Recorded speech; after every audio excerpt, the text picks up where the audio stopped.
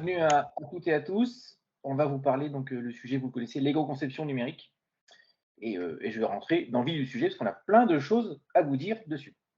Mais juste avant, je me demandais, est-ce que vous pouvez juste dire dans le chat si vous connaissez déjà le sujet, ce que vous attendez du sujet peut-être, enfin si vous avez déjà des petites connaissances dessus, juste pour dire je connais bien, je suis curieux, j'attends, j'en sais rien, etc. Juste pour que nous on puisse jauger un peu votre niveau d'appétence ou de connaissance sur ce sujet. Voilà, n'hésitez pas à interagir dessus. Et pendant que vous allez du coup partir là-dessus, on va vous expliquer très rapidement le déroulé de cette séance FLUPA. Ça va être très très simple en fait. Le déroulé, c'est qu'on va quand même dresser le tableau sur les enjeux en termes d'impact du numérique. Donc il y a déjà quelques personnes qui sont sensibilisées. Très bien. On va quand même dresser un peu le tableau très sommaire dessus. Et dans un deuxième temps, eh ben, on ira avec Julien, ce qu'on appelle nous l'assaut du web, c'est-à-dire qu'on va aller voir des mauvais exemples, on va dire, en pointant pas forcément que des mesures techniques, mais en ayant forcément pardon, absus, un, Un un regard, regard. un regard sur l'UX, donc un peu la stratégie, ce que j'appelle moi le green UX, et c'est des bonnes pratiques d'ailleurs.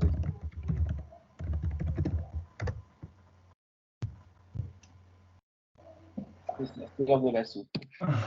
Alors, ce qu'a Alors, pas dit Christophe avant qu'il commence pour son premier monologue, hein, c'est que, donc déjà on se rit, hein, vous voyez un peu l'ambiance, faut surtout pas hésiter à intervenir dans le chat pour nous poser des questions, on essaye de suivre ça, et puis même les personnes qui mettent ça en place font ça très bien.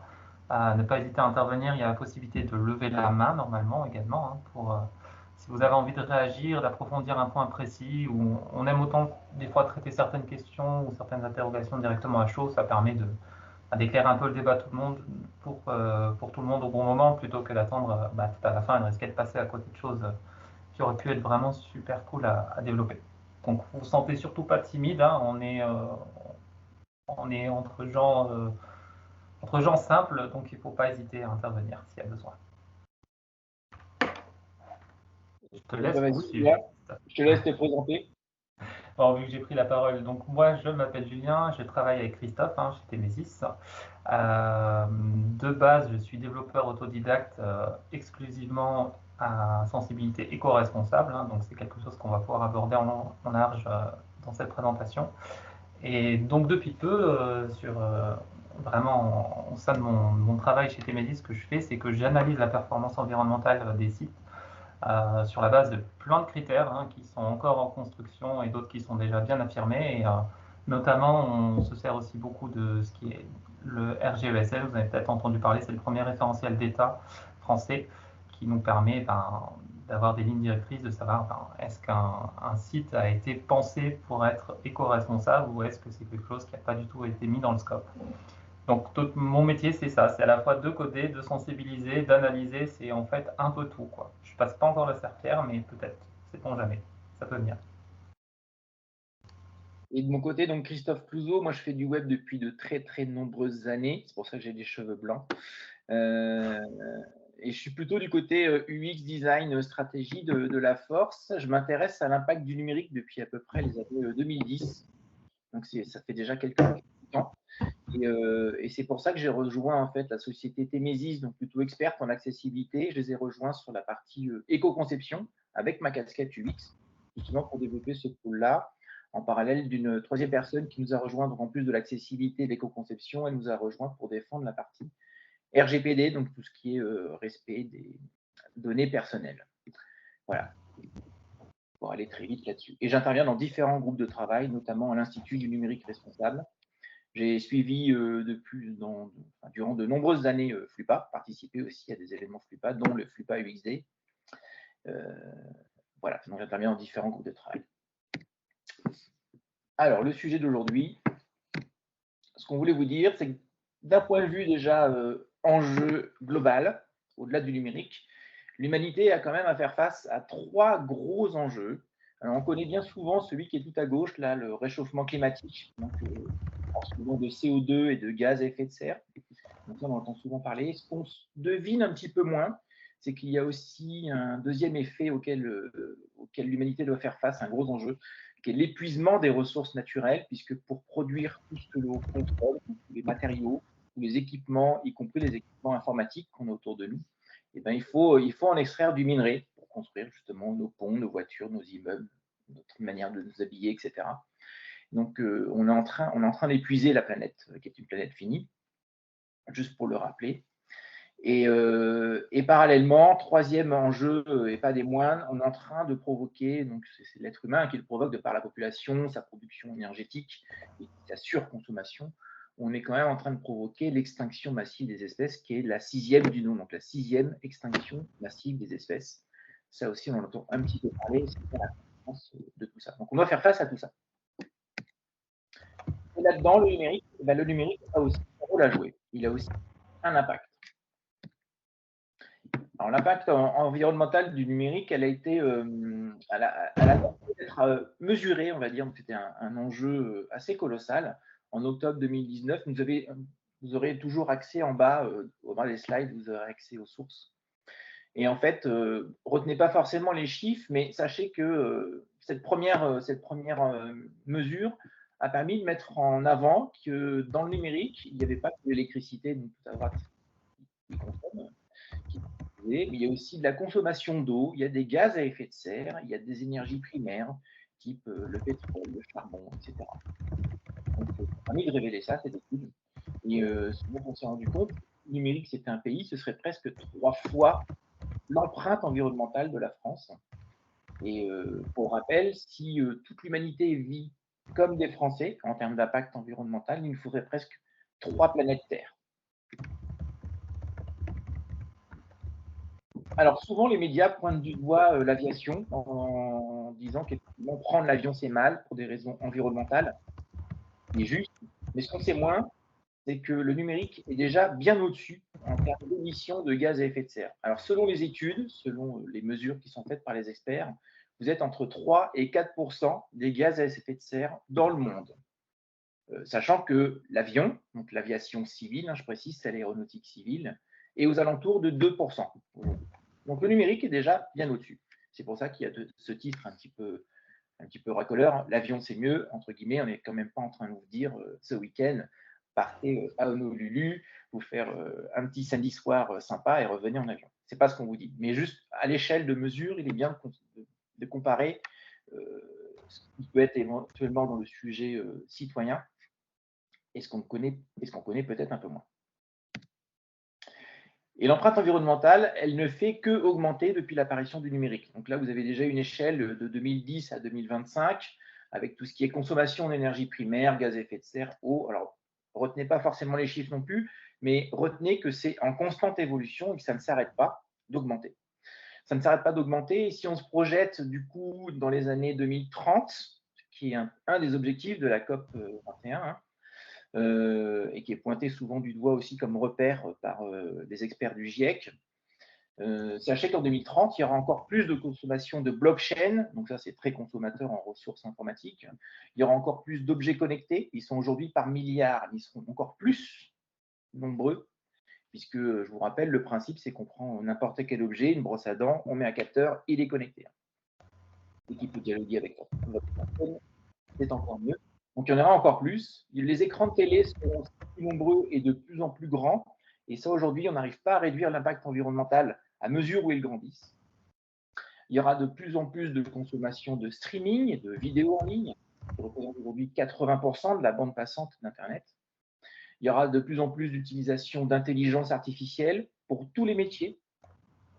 Et il y aura encore plus de monde virtuel perpétuel. Donc ça, je vous rappelle que quand même, si Facebook aujourd'hui met par exemple 10 milliards sur la table par an pour le métaverse, c'est pas pour rigoler. C'est bien pour que chacun de nous ait ensuite une belle lunette pour plonger dans un monde virtuel perpétuel, donc à côté de notre monde virtuel réel. Donc tout ça, forcément, ça a un impact et ça va consommer. Donc si on se projette en 2030, je vous ai dit tout à l'heure qu'on était entre 3 et 4% sur les gaz à effet de serre. Vous voyez, bas du slide, 2030, on serait aux alentours de 10% de gaz à effet de serre mondiaux. Et 1/5 de la production d'électricité serait absorbée juste par le numérique. Donc c'est un véritable continent. Ce n'est plus un pays pour le coup, c'est un véritable continent. Alors, quand on regarde l'impact du numérique, on a tendance à le diviser sur les 3 tiers. Vous avez sur la partie gauche les terminaux, donc c'est tous les écrans et objets connectés que l'on possède. Sur toute la partie droite, les data centers, les centres de calcul, les centres informatiques et les hébergeurs. Et entre les deux, ce qu'on appelle les réseaux, donc les câbles sous-marins et tous les câbles qui alimentent entre les deux. Ça peut être aussi les satellites, les bornes de relais dans les villes, etc. Voilà, on a l'habitude de le diviser en 3 tiers. Souvent, les médias pointent du doigt les data centers en disant un data center, c'est très consommateur, c'est aussi grand qu'un supermarché, c'est des disques durs empilés qui clignotent toute la journée, qui chauffent, qu'on a besoin de refroidir. Donc en plus, il faut de nouveau de l'énergie pour refroidir ces centres de calcul, etc. C'est souvent ce qui est pointé. Ouais, c'est ça. Et en fait,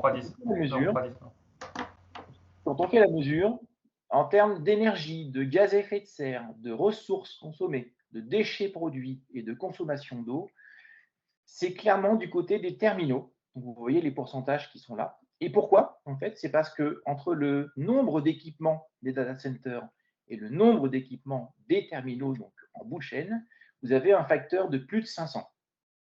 C'est l'effet de volume qui vraiment crée cet impact. Donc l'impact, il est clairement du côté des utilisateurs. Donc en fait, c'est vous, c'est moi, c'est nous, c'est complètement nous. On estime qu'aujourd'hui, je crois, on est à peu près à 9 appareils par personne. Entre la montre connectée, le téléphone, l'ordinateur portable, le deuxième écran, celui du travail, la télévision, je suis déjà à 7, la tablette, je suis à 8. Enfin, bref, je pense qu'on arrive très rapidement à 9 équipements. C'était 8 par individu français selon l'étude United il y a 2 ans. Ouais. Ouais. 8, 9, effectivement, content, je suis avec. Et ce qu'on peut rajouter aussi, c'est par rapport au taux de renouvellement, les smartphones actuellement en France sont renouvelés tous les 23 mois, ce qui est évidemment très très court. Hein. Donc c'est ce qui explique l'effet de volume dont tu parlais. Tout à fait. Tout à fait. Un data center ne renouvelle pas son équipement aussi souvent. Non, et il est mutualisé surtout. Là, on parle d'équipements individuels versus des équipements qui ne sont pas du tout individuels, qui sont plutôt mutualisés. Hein. Les infrastructures, on utilise tous les mêmes. Les data centers, on utilise tous les mêmes, ou en tout cas en partie, hein, bien sûr. Alors que les terminaux, dans une famille de 4 personnes, l'ado va avoir son téléphone, le père va avoir son téléphone, la mère va avoir son téléphone, et ainsi de suite. Donc forcément, ça chiffre très très vite en termes d'impact de production. Tout à fait. Et quand on regarde du côté des pages web, eh ben, le poids des pages web explose aussi. Donc, on a tendance à parler de gras numérique. Vous voyez le comparatif là sur la gauche. En 1995, une page web, c'était 14K. En 2019, à 2 mégas, on dépasse maintenant. C'est-à-dire qu'on a multiplié par 140 le poids d'une page web. Et très honnêtement, moi qui ai vécu les années 95-96, je peux vous dire qu'on fait aujourd'hui sur le web ce qu'on faisait déjà en 95-96. La vraie différence, c'est qu'il n'y avait pas autant de vidéos et aussi gourmandes. Mais globalement, on y va pour trouver quelque chose, pour dialoguer, pour chatter, pour acheter un billet de train, pour réserver quelque chose, ou une voiture, ou un voyage, ou se renseigner, lire des articles. C'était déjà en place en 95. Et ce que j'aime bien rappeler, c'est que pour aller poser le pied sur la Lune, quand même, en 1969, il n'y avait pas Internet, mais ils ont quand même utilisé un ordinateur qui a consommé 70K. Et 70K, c'est même pas le poids d'un mail aujourd'hui échangé. Ça fait réfléchir.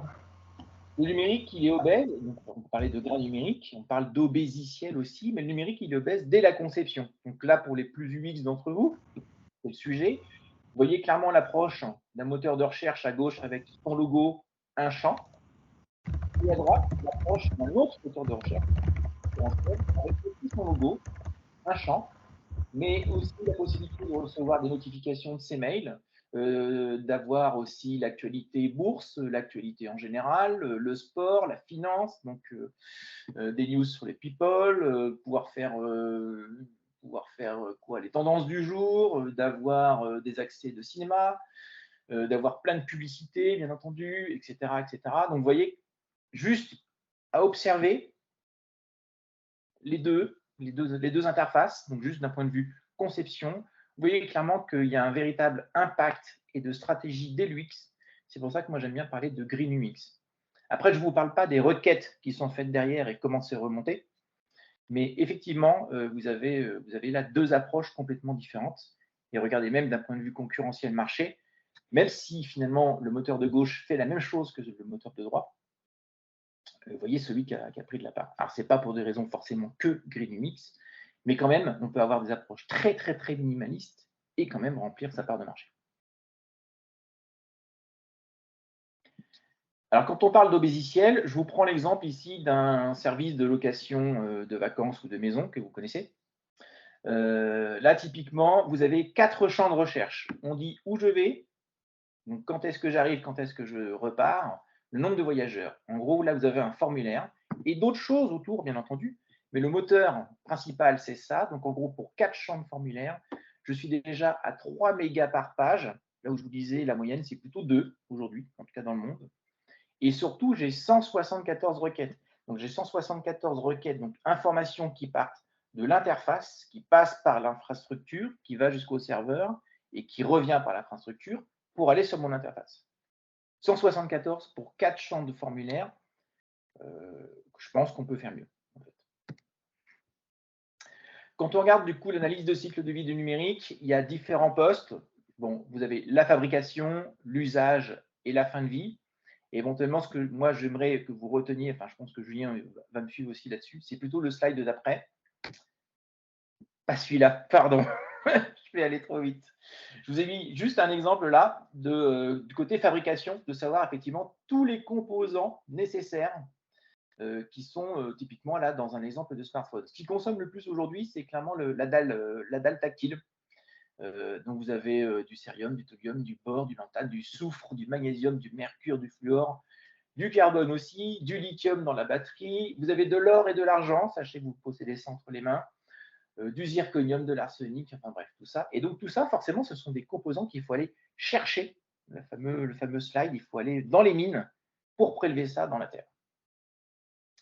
Mais ce que je voulais que vous reteniez, c'est que l'impact, il est clairement du côté de la fabrication. L'impact du numérique, il est sur la fabrication. À partir du moment où vous avez l'appareil en main, vous avez déjà consommé vous avez déjà produit entre 60 à 80% de l'impact. C'est vraiment tout le processus d'extraction de minerais, de conversion, de fabrication des matériaux. Et donc ça, c'est aux 4 coins du globe, jusqu'à ce que ça arrive chez vous, livré parce que vous l'avez cherché au magasin.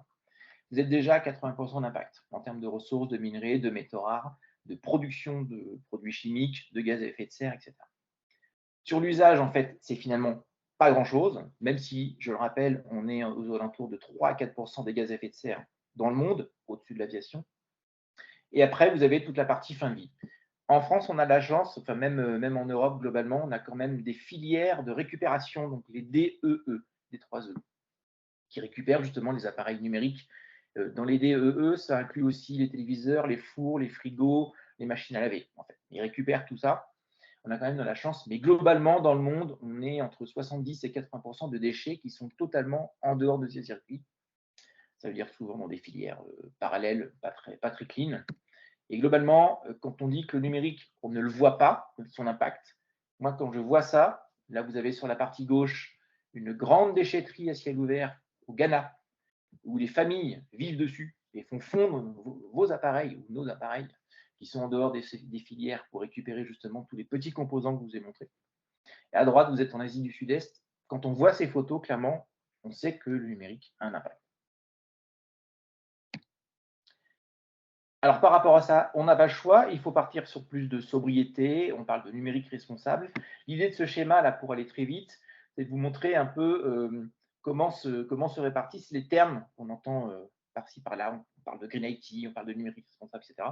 Bref, là, en un slide, l'idée de vous dire que le numérique responsable, c'est ce qui englobe un petit peu tout, puisqu'il tient compte des bénéfices du développement durable, les bénéfices du développement durable, c'est-à-dire à la fois le pilier de l'économie, du social et de l'environnement.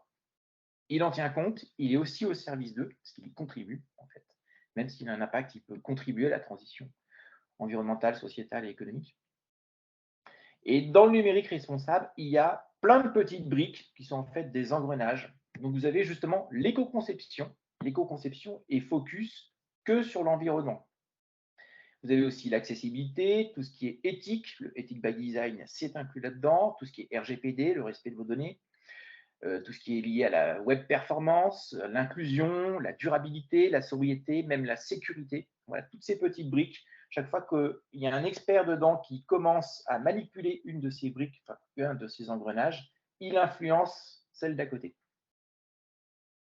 Voilà pour vous résumer. Et quand on parle de Green IT, souvent, on confond un peu entre numérique responsable et éco-conception. Mais en fait, Green IT, à la base, était plutôt le côté tech pour l'environnement. Donc, on va dire plutôt éco-conception, mais tech, vraiment lié à l'environnement. Maintenant, c'est devenu un terme beaucoup plus générique. Donc, l'idée de ce slide est bien de redonner la position au bon terme. En démarche d'éco-conception numérique, c'est très très simple. Soit vous partez d'un nouveau projet, donc projet from scratch, et du coup, dès le départ, vous allez mettre en place une démarche d'éco-conception. Vous allez la réaliser et en mesurer les gains, parce que forcément, vous allez faire une mesure ici et ici, et donc à l'éco-conception et aux gains. Et si ça ne convient pas par rapport au budget éventuellement des 2 mégas par page, par exemple, que vous êtes fixé, vous recommencez. Donc, soit vous partez en éco-conception, soit vous partez en réalisation. À partir du moment où le budget que vous êtes fixé vous convient, vous partez dans le run.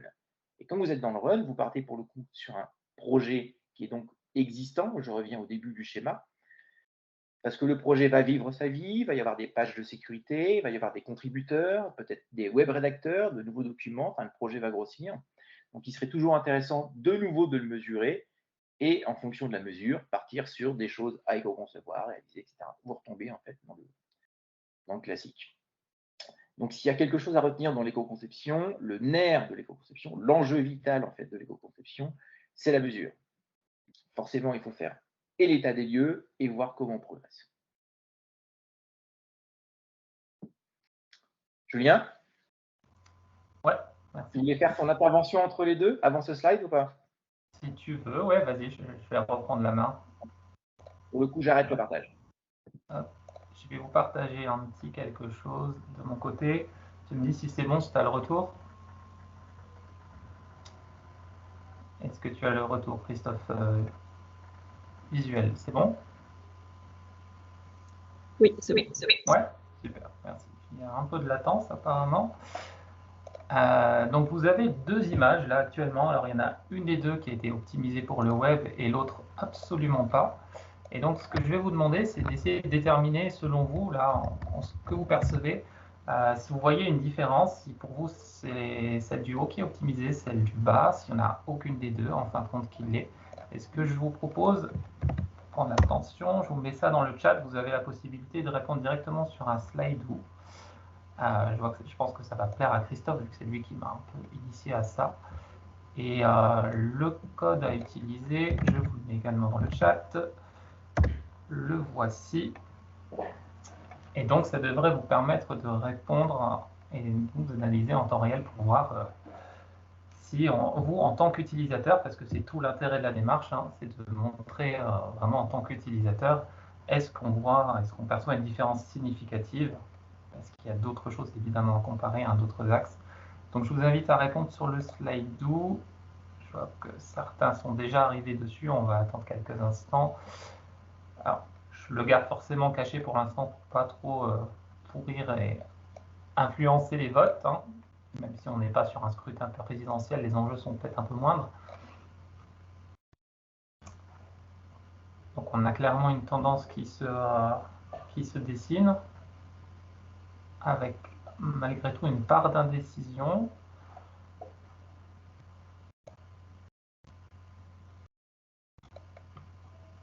Ouais, donc on a 18 votants, je vais attendre d'en avoir peut-être 25.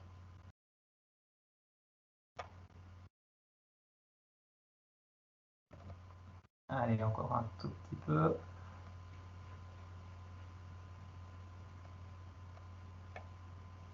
On va rester figé à 19, bon, c'est parti.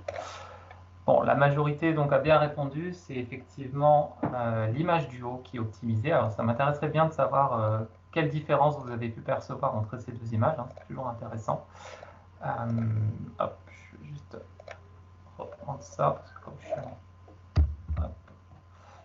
Excusez-moi, le temps de récupérer ça. Voilà.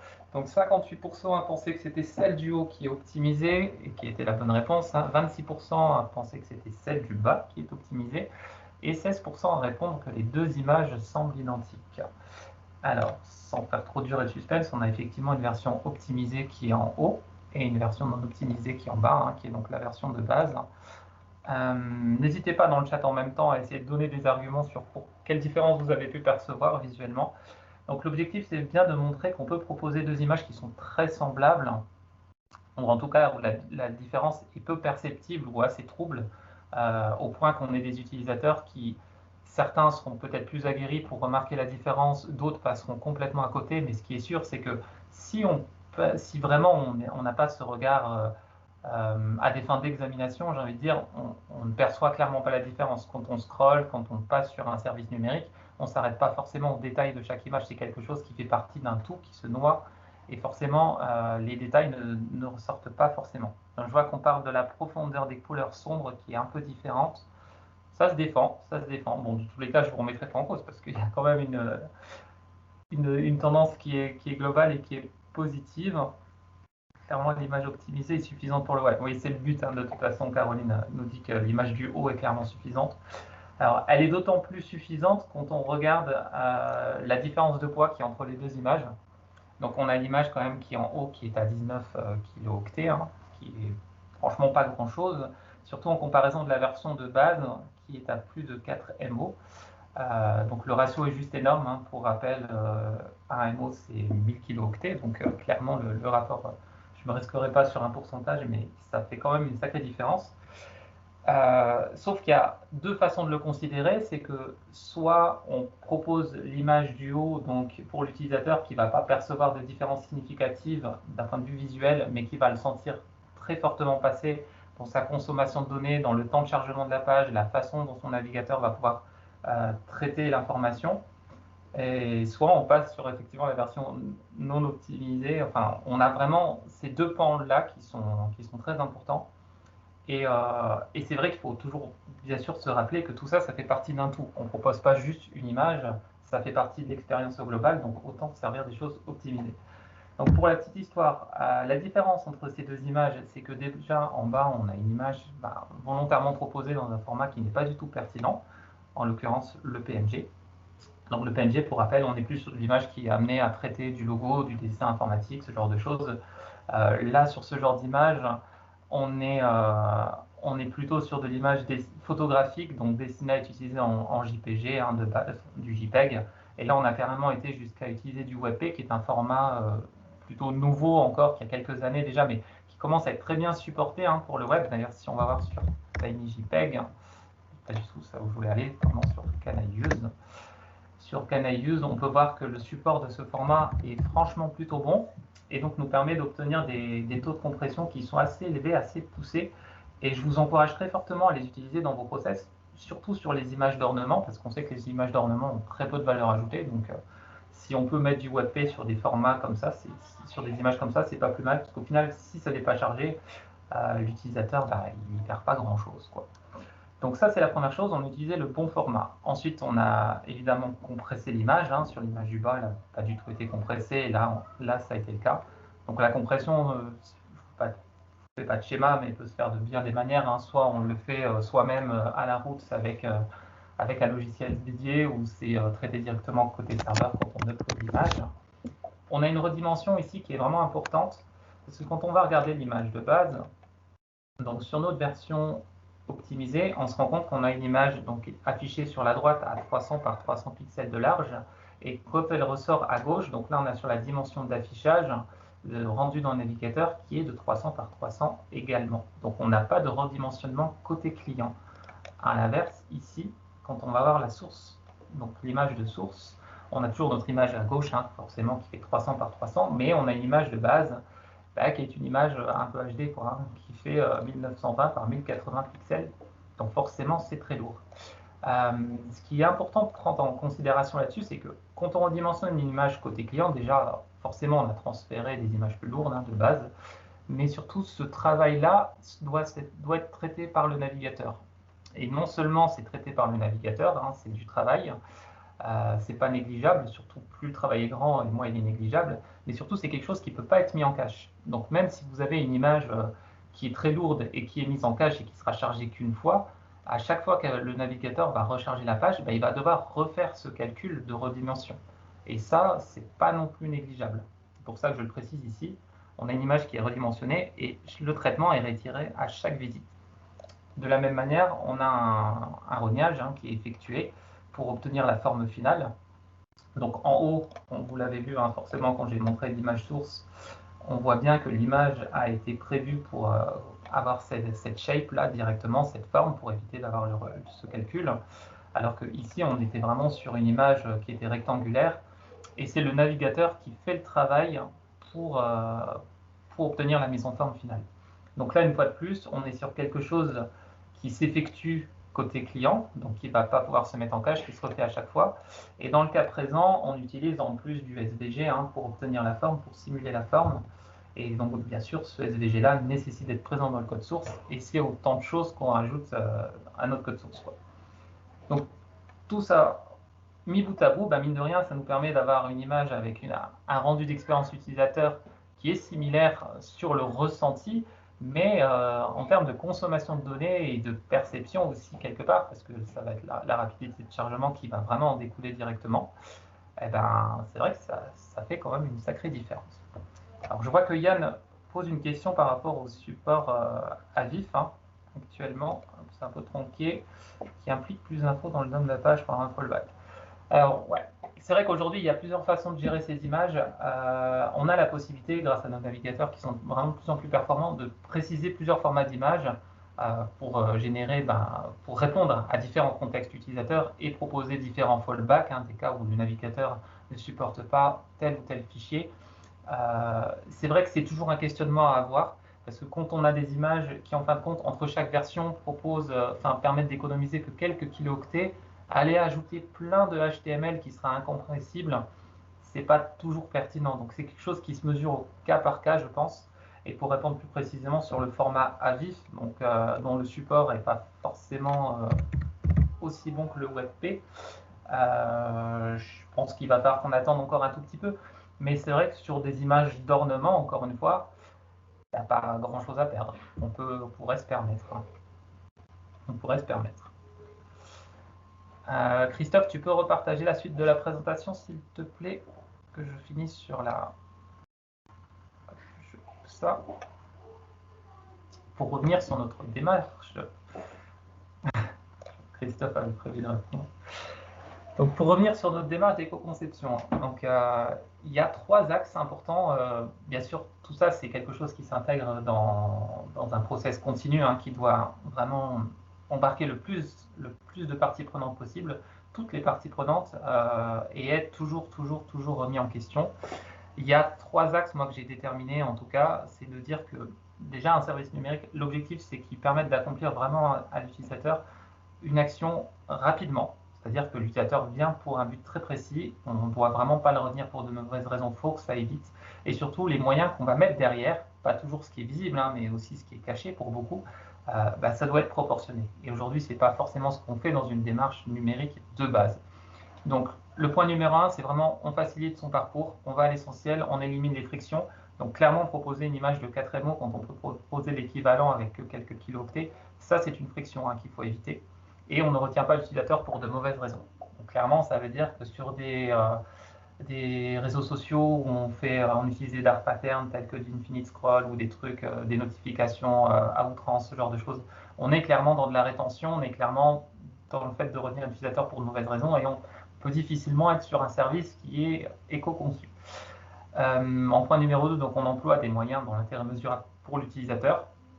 Donc ça, c'est une part aussi importante, parce qu'une fois qu'on a déterminé vraiment tout ce qu'on doit faire dans le service numérique, tout ce qu'on a besoin de faire, quelles sont les unités fonctionnelles auxquelles on souhaite répondre, il y a comment on s'y prend pour mettre tout ça en œuvre. Et c'est ce que je disais juste avant, c'est que malheureusement, aujourd'hui, on a tendance à vouloir livrer vite. Et donc, pour livrer vite, ce qu'on fait, c'est qu'on utilise beaucoup de choses préconçues qui existent déjà. Et on fait de l'assemblage. Et le problème, c'est que quand on a cette démarche-là d'assembler des briques Lego et qu'à chaque fois, on ne se sert que 10% de chaque brique, forcément, on a beaucoup de gras numériques. Et ça, c'est l'utilisateur qui le paye. Et pas seulement, on va pouvoir le voir. Et en point numéro 3, idéalement, c'est pas toujours simple, mais c'est vrai que si on peut choisir un hébergement adapté et responsable, c'est aussi bien. Alors, hébergement responsable, ça devient de plus en plus simple parce que de toute façon, il y a des logiques économiques à réduire ses coûts de fonctionnement. Donc la plupart des hébergeurs sont plutôt dans une bonne marche, on va dire, hein. Il y en a de moins en moins qui soient vraiment critiquables, même si certains sont plus engagés que d'autres, c'est sûr.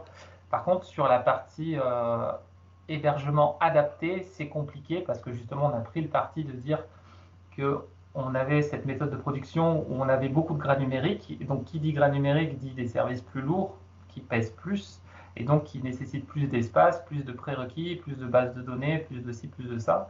Et par défaut, les offres, c'est vrai qu'elles ont tendance à proposer plus qu'on en aurait vraiment besoin quand on est dans une démarche de sobriété numérique. S'il y a un point qui est vraiment aussi hyper important à retenir, même si moi je suis très partisan de tout ce qui est résilience, c'est vraiment d'éviter de vouloir auto-héberger son service numérique, forcément, parce que en termes d'efficience, c'est pas du tout ça, hein. Ce qu'il faut faire, c'est vraiment aller sur de la mutualisation des équipements. Et même si c'est perfectible, c'est quand même toujours mieux que de faire ça chez soi à la route, quoi. Je pense que tu peux mettre sur le suivant, Christophe, s'il te plaît. Donc les enjeux de l'éco-conception numérique, ils sont à la fois clairs et à la fois moins limpides, hein. Donc Christophe expliquait juste avant que les impacts environnementaux du numérique étaient surtout situés à la production, et notamment au niveau de nos équipements à nous, hein, dû à la manne d'équipements qui part. Donc c'est vrai que dans les objectifs de la conception vraiment pure numérique responsable, l'objectif qui ressort tout le temps et dont on entend le plus parler, c'est évidemment de réduire la consommation des données à un instant T quand on utilise le service, et forcément de l'énergie, hein, l'énergie des services, parce que plus on va envoyer de données qui vont être difficiles à traiter, encore une fois, j'en reviens à cette image de KTMO, plus le terminal va devoir faire des efforts, des calculs pour pouvoir le gérer, et donc ça induit une surconsommation énergétique. Donc ça, c'est ce dont on entend tout le temps parler, et c'est aussi ce qu'on va pouvoir nous mettre un peu en travers de la figure, parce que oui, on va nous dire le numérique, c'est surtout la production des équipements qui polluent, et donc en fait, l'éco-conception numérique, c'est très très peu, quoi, ça n'a pas vraiment d'intérêt. En fait, si. Bon, déjà tous les gestes comptent, hein, honnêtement, vu le nombre d'utilisateurs, le nombre d'équipements, le nombre de services numériques, on ne peut pas se dire que ça n'a aucun sens. Et surtout, aujourd'hui, ce qui pousse notamment le renouvellement des terminaux, c'est le fait que bien souvent, ils ne soient pas en capacité d'utiliser des services numériques. Et quand ils ne sont pas en capacité d'utiliser des services numériques, ce n'est pas parce qu'ils sont cassés, c'est simplement parce qu'il y a tellement de gras numériques qui sont saturés. Aujourd'hui, quand on renouvelle un terminal, c'est souvent pour ces mauvaises raisons-là. Donc nous, l'idée, c'est de se dire que si on part sur une démarche d'éco-conception numérique par défaut sur l'ensemble des services numériques qui peuvent être produits, on va réduire la barrière à l'entrée de façon assez drastique, et donc nos équipements vont pouvoir vivre plus longtemps. Depuis de tout temps, quand on a en matière de numérique, on a produit des équipements qui étaient plus puissants que ce qu'on allait livrer, et par confort, de plus en plus, les développeurs, encore une fois, pour livrer vite, alors, je dis les développeurs, j'en suis un, mais c'est en général, on choisit en fait de se reposer sur la puissance de calcul des équipements en face pour compenser en fait ces lacunes et livrer vite. Et c'est ça qui fait qu'on a dû renouveler. Mais en vrai, on n'aurait pas eu à renouveler autant nos équipements si on avait juste été dans une démarche de sobriété dès le départ. Et bien sûr, en point numéro 3, qui est très important aussi, hein, parce que tout ça, ça touche aussi à des enjeux de fracture sociétale, hein, que ce soit l'accessibilité ou mais là précisément la fracture sociétale, c'est que si on a des équipements qui n'ont pas besoin d'être trop puissants pour utiliser des services numériques qui nous sont essentiels, forcément plus de gens peuvent participer. On est quand même dans la toute digitalisation. Aujourd'hui, on numérise franchement tout et n'importe quoi, malheureusement. Donc, quand on n'est pas en capacité d'avoir des équipements dernière génération, une bonne connexion Internet, en fait, on est vite exclu. Il y a des différences entre ceux qui sont en hypercentre, qui ont un débit fibre, par exemple, hein, comme c'est le cas de Christophe très nouvellement, ou quelqu'un qui va être dans une zone limite blanche avec des données vraiment, une connexion vraiment intermittente. Et ça fait une sacrée différence parce que quand on doit tous réaliser une même action telle que déclarer ses impôts ou déclarer un accident ou n'importe quoi avec une interface identique ou des prestataires différents mais qui ont conçu leurs services différents, de façon différente, en fait, on peut se retrouver exclu, quoi. Donc l'idée, c'est que, voilà, au moins, si on abaisse aussi cette barrière-là, ça nous permet quand même de mettre vachement plus de personnes dedans. Et aussi, on favorise forcément le réemploi. Il faut bien se dire que tous les budgets, tous les budgets n'ont pas forcément la possibilité d'avoir des équipements plus récents ou quoi. Et donc, quand on favorise le long terme, le réemploi, tout ça, on donne à d'autres budgets la possibilité aussi de s'intégrer au numérique. Et donc, ça, c'est pour la partie vraiment... Et je complète, Julien, le Covid nous l'a montré. Enfin, moi, effectivement, j'ai la chance d'avoir la fibre depuis quelques heures. Donc, c'est pour ça que je l'évoque, Julien.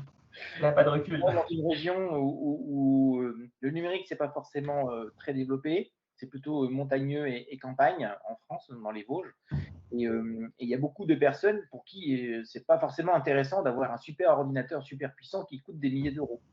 En fait, ils sont plutôt dans la démarche inverse, à récupérer des équipements qu'on leur donne et effectivement à fonctionner avec ces équipements en imaginant qu'un jour, il y aura une obsolescence, non pas de l'équipement, mais des interfaces ou des services sur lesquels ils devront aller. Et ils savent qu'ils devront changer leur équipement juste pour faire des déclarations d'impôts, pour des déclarations administratives, administration fiscale, administration, que sais-je, même payer ses amendes en ligne, etc., quand on en a. Donc ça devient gênant. En fait, tout se numérise, effectivement, et, y compris pour l'école. Et donc, c'est là où je voulais y venir. Et le Covid ayant mis tout le monde en confinement, moi, j'ai vu à côté de moi, effectivement, des familles totalement dépourvues d'équipements et possédant des équipements, mais qui ne pouvaient pas répondre aux impératifs demandés par les professeurs d'école ou les directeurs d'école. C'est ça. La plateforme ne correspondait pas. C'est ça. Mais les inégalités sont hyper fortes en fait. On ne se rend même pas compte, mais nous en tant qu'utilisateurs, on subit énormément parce qu'en fait, toutes les données qu'on vous envoie, vous n'avez pas de contrôle, vous n'avez pas de regard là-dessus. Et il est plutôt injuste de dire que parce qu'on est client Crédit Mutuel ou Crédit Lyonnais ou BNP Paribas, on aura plus de mal à accéder à l'un ou à l'autre. C'est juste pas normal en fait, quelque part, pour parler de société privée. Mais dans le public, bon, après le public, c'est vraiment très engagé sur la question, hein, bien sûr. Mais c'est vrai que c'est des choses qu'il ne faut absolument pas qu'on laisse aller plus loin dans une société où on digitalise absolument tout, quoi. Donc là, c'était vraiment pour les enjeux qui sont vraiment ils sont essentiels, hein, ça c'est sûr. Et si vous vous lancez dans une démarche d'éco-conception, ce que je vous encourage à faire, en tout cas à pousser, hein, bien sûr, c'est vraiment pour ces objectifs-là, pour ces enjeux-là qu'il faut y aller. Néanmoins, ce qui est intéressant de savoir, parce qu'on est aussi des fois, et même très souvent, dans des logiques économiques, et qu'on peut se faire envoyer bouler sur des fondements tels qu'on a montré juste avant, c'est qu'il y a vraiment des intérêts concrets à faire de l'éco-conception numérique. Déjà, le plus clair, c'est au niveau de l'image de marque, parce que quand on fait un geste en ce sens-là, on peut être bien perçu. Aujourd'hui, il y a de plus en plus d'utilisateurs qui font la distinction, qui disent non, moi je refuse d'acheter tel ou tel produit parce que la boîte qui est derrière ça, en fait, elle est juste pas top, quoi, d'un point de vue environnemental, d'un point de vue humanitaire, et ainsi de suite. Donc, on a de plus en plus de gens qui font vraiment cette barrière-là, et ce qu'il faut bien se dire, c'est que quand on fait un geste en faveur de l'environnement aujourd'hui sur le plan du numérique responsable, on ne sera pas pénalisé. Au pire, on peut être exclu de ne pas le faire, mais par contre, on peut être carrément favorisé de l'avoir fait. Donc, il faut vraiment avoir cette démarche-là, elle peut être intéressante. Quand on facilite l'accès à un service, c'est pareil.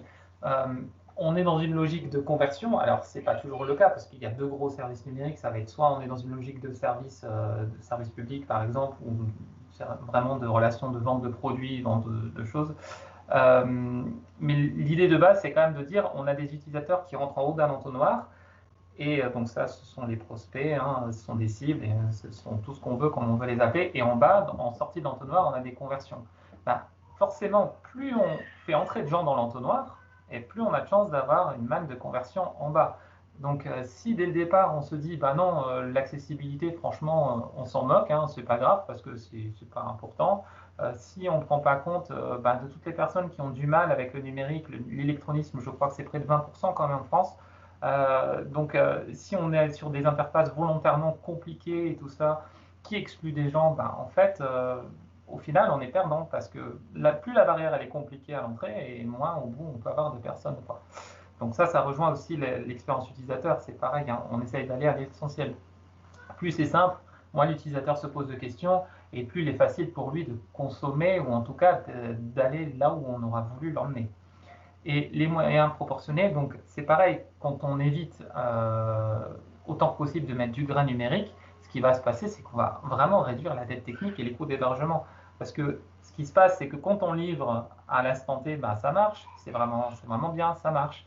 Mais quand on est soumis à plein de dépendances qui ont elles-mêmes leurs propres dépendances et qui vont vivre leur vie comme ça, sur lesquelles on n'a absolument aucun contrôle, ce qui est sûr, c'est que les vulnérabilités vont venir très vite, les instabilités de même.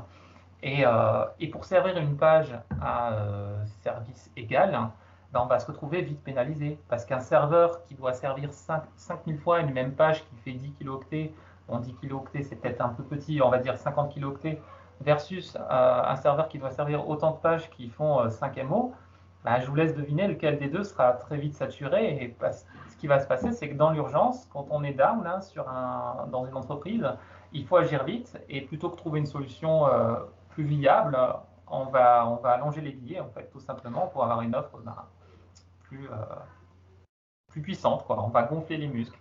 Et c'est pas la bonne approche. C'est pas la bonne approche, et en plus, ça coûte de l'argent à une entreprise, quoi.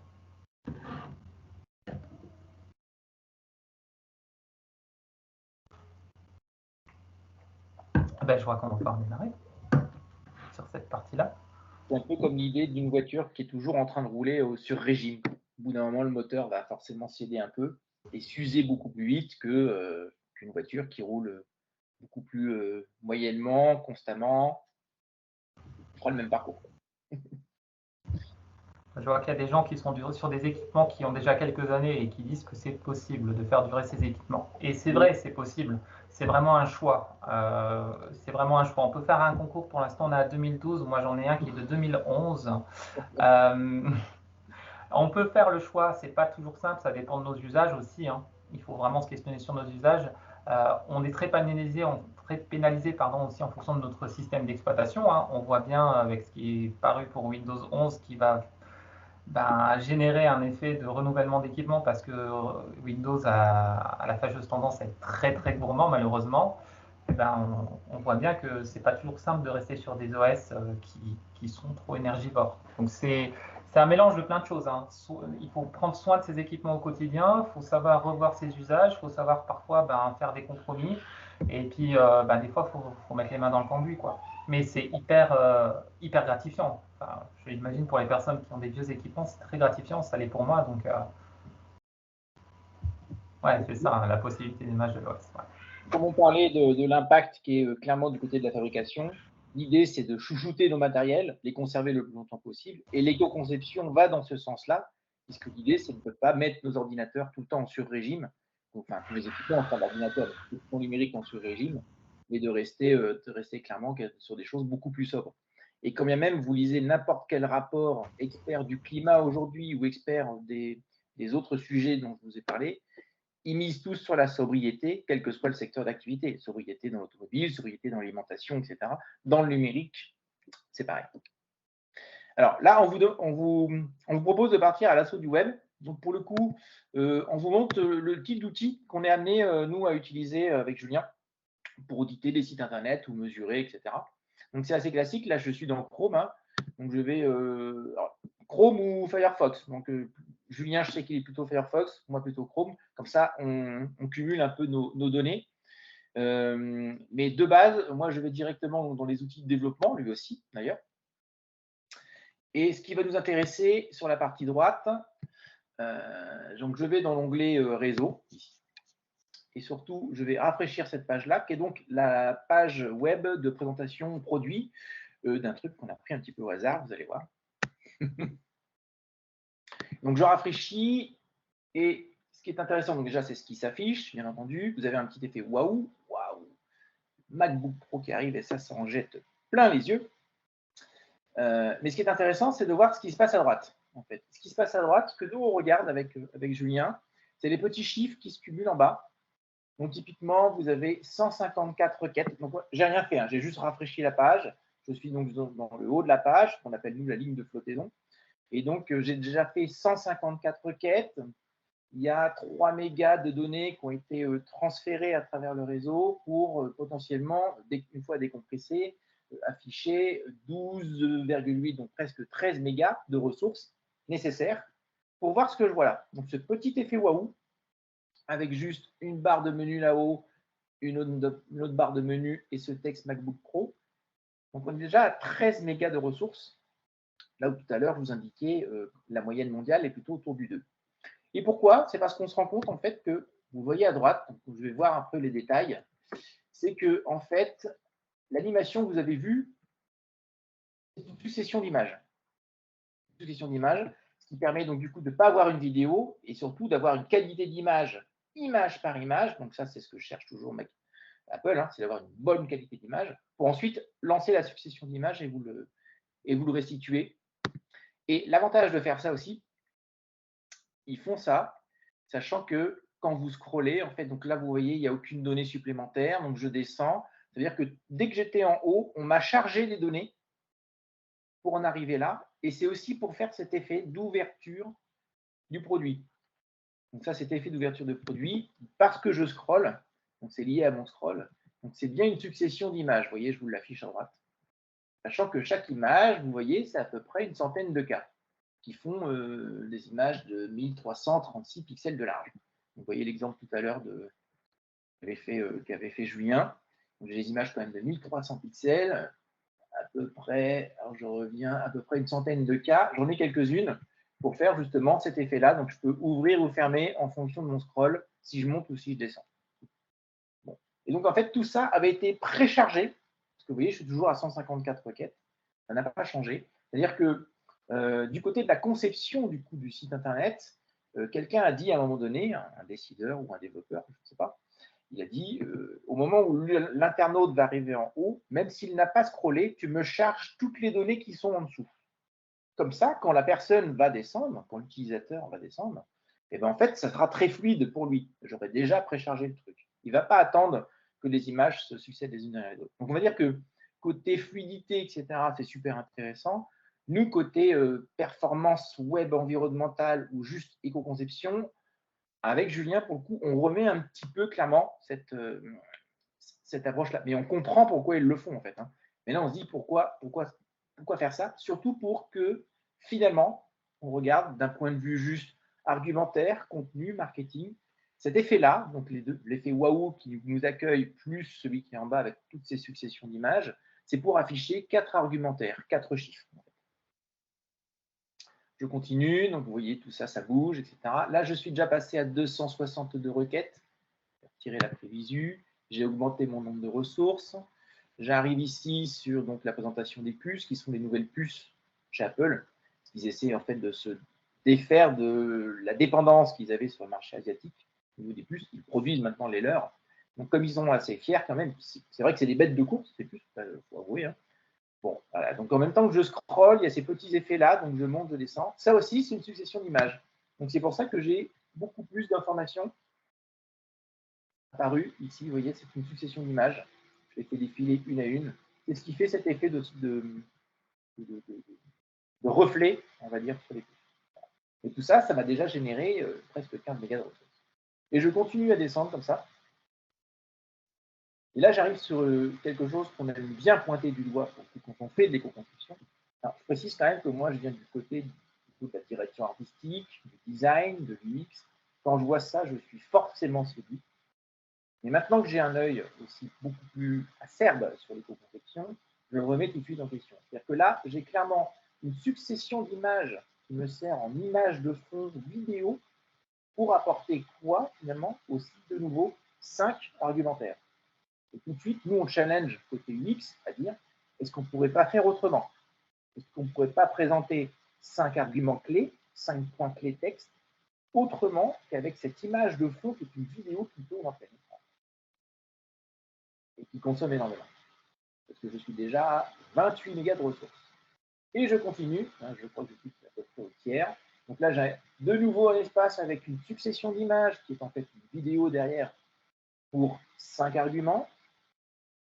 J'enchaîne, je suis passé à 32 mégas de ressources. Donc je continue. Donc en fait, de toute façon, le côté marketing, on connaît d'Apple qui est très, très fort. Et l'idée est d'aller cibler chaque cible potentielle de cet ordinateur qui, de mémoire, je crois, coûte quand même pas loin de 2500 €. Donc il faut y aller sur les arguments marketing. Et n'oubliez personne, donc il ne faut pas oublier le monteur vidéo, celui qui fait des retouches, celui qui fait de la photo, celui qui fait du son, etc. Il faut vraiment qu'il soit séduit. C'est un écran extraordinaire. La page est hyper profonde. La page est hyper profonde. Là, vous voyez, j'ai eu une animation avec cette ouverture de dalle, juste pour expliquer en fait l'intérêt de l'écran. En fait, j'ai simplement, pareil, de nouveau, 5 argumentaires. Donc, j'ai cette animation JavaScript qui consomme, plus finalement un slider pour m'apporter 5 textes. De nouveau, 5 arguments clés importants. On aurait presque pu imaginer qu'il n'y ait pas cette animation-là pour présenter 5 textes et que ce soit juste une image. Là, pour le coup, on aurait déjà gagné quelques fois. Et je continue. Donc, forcément, il y a des effets partout, sourilier, etc. Donc, je descends. Vous avez un effet 5.1 autour de votre ordinateur. Génial pour l'audio.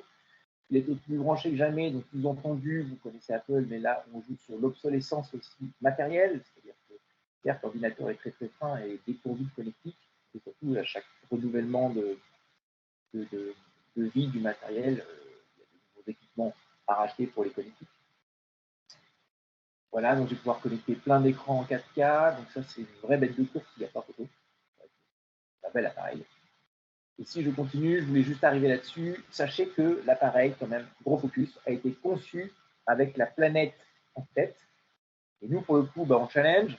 Le nouveau MacBook Pro était soigneusement conçu dans le respect de l'environnement. Super. Son boîtier est constitué d'aluminium 100% recyclé. Donc ça, c'est cool. Toute la carcasse, vous voyez, donc toute la coque, en fait, c'est de l'aluminium recyclé. Et quand on a parlé des enjeux, justement, des mines et de la raréfaction des ressources mineures, on se dit, c'est plutôt cool. Et nous utilisons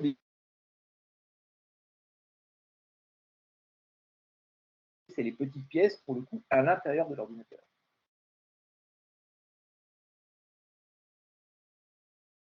Et les fils de bois vierge utilisés dans son emballage. Et c'est fini, en fait. Le seul argument, c'est un aluminium recyclé, des aimants aussi à base de terres rares recyclées. Tout le reste, par contre, on n'en parle pas. Donc, ça nécessite quand même de bien prendre du recul par rapport à ce type de matériel. Voilà. Tiens, je compléterai bien sur l'analyse, tu sais, juste de. Je vais juste en bas de la page. 37 mégas de ressources et presque 350 requêtes.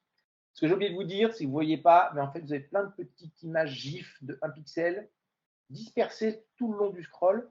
Donc ça, c'est destiné à monter à des analytics pour que Apple sache exactement où vous vous êtes arrêté, combien de temps, en fonction des extensions. La page est très, très, très, très profonde. Alors, les pages très, très, très, très, très profondes, maintenant, nous, on a tendance à solliciter pour que ce soit beaucoup plus réduit. Donc, le fameux straight to the point qu'expliquait tout à l'heure Julien, c'est ça. Côté UX et conception, c'est mais quelle est l'importance de cette page? Qu'est-ce qui doit vraiment être présenté? Si l'argument, c'est la vitesse, il faut faire un focus sur la vitesse. Ça. Je reprends le partage si tu veux, juste. Vas-y, j'arrête pas. Je ne sais pas si je peux te forcer et te chasser. Ça doit être bon, hein. C'est bon, t'as le retour? Là, on voit le MacBook Pro. Ouais, super. Voilà, je reviens juste moi sur cet élément d'animation qui a un fameux effet waouh dont parlait Christophe et qui est géré en image par image. Je suis allé creuser un petit peu la question quand même, justement, vraiment par rapport à cette animation-là. Donc, ce qu'il faut savoir, donc tout ça, ces ressources-là sont chargées dès le départ quand l'utilisateur arrive sur la page, ça Christophe l'a dit. Ce qu'il faut savoir, c'est que rien que pour cette animation-là, on est quand même à 91 images. Donc on a quand même 91 images qui sont chargées dès qu'on arrive sur la page, rien que pour cette animation-là. J'exclus tout le reste. Ça représente quand même près de 6 MO de données transférées, décodées. C'est un peu semblable parce que les images ne sont pas forcément compressées à travers le réseau. Donc on a 6 MO de données qui viennent dans les dents juste pour cette animation-là. Et donc à travers 91 requêtes. Donc déjà, ces chiffres-là en eux-mêmes sont juste énormes. Le bon côté de la chose, c'est que la dimension des images est plutôt cohérente par rapport à ce qui est rendu. Donc ça, c'est pour le bon point. Le mauvais point, c'est que les images n'ont pas forcément été compressées. Donc quand on compresse une image, j'ai pris par exemple celle-ci en exemple, qui fait 46 kilooctets avec un truc tel que TinyJPEG qui nous permet de compresser des choses à la volée pour faire des tests, on arrive à économiser un tiers, donc on retombe à du 30 kilooctets. Et en partant sur du WebP, on arrive même à retomber à du 14 kilooctets. Donc c'est un tiers du coup de la valeur de base. Donc ça veut dire que fondamentalement, on doit pouvoir régresser ces 6 MO à 2 MO, déjà sans faire trop d'efforts. Et un truc qui m'a particulièrement choqué, moi, donc c'était la notion aussi de mise en cache. Donc pour ceux qui sont un petit peu moins calés sur la question, la mise en cache, c'est quoi? C'est que la première fois que vous allez visiter un site, votre ordinateur, enfin votre navigateur va faire des requêtes à un serveur et le serveur va renvoyer des ressources. Et idéalement, certaines ressources peuvent être stockées sur votre ordinateur, votre téléphone, pour que la prochaine fois que vous alliez consulter ce service, plutôt que d'aller rechercher les ressources à travers le réseau, elles soient resservies directement depuis votre ordinateur. Donc il y a un impact très important en matière d'expérience utilisateur, puisque forcément on réduit considérablement les temps de chargement, et d'un point de vue environnemental, forcément c'est très intéressant. Donc il y a plein de façons de faire ça. Bien souvent par défaut, maintenant c'est géré plutôt bien par les navigateurs qui mettent en fait en mise en cache par défaut si on ne leur dit pas le contraire. Et ce qui était assez surprenant sur ces images-là, c'est qu'en fait, il y avait des valeurs de mise en cache qui étaient précisées.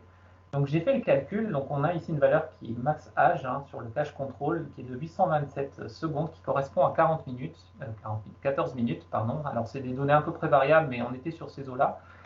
Donc on a aussi les dates de définition ici et d'expiration qui le confirment.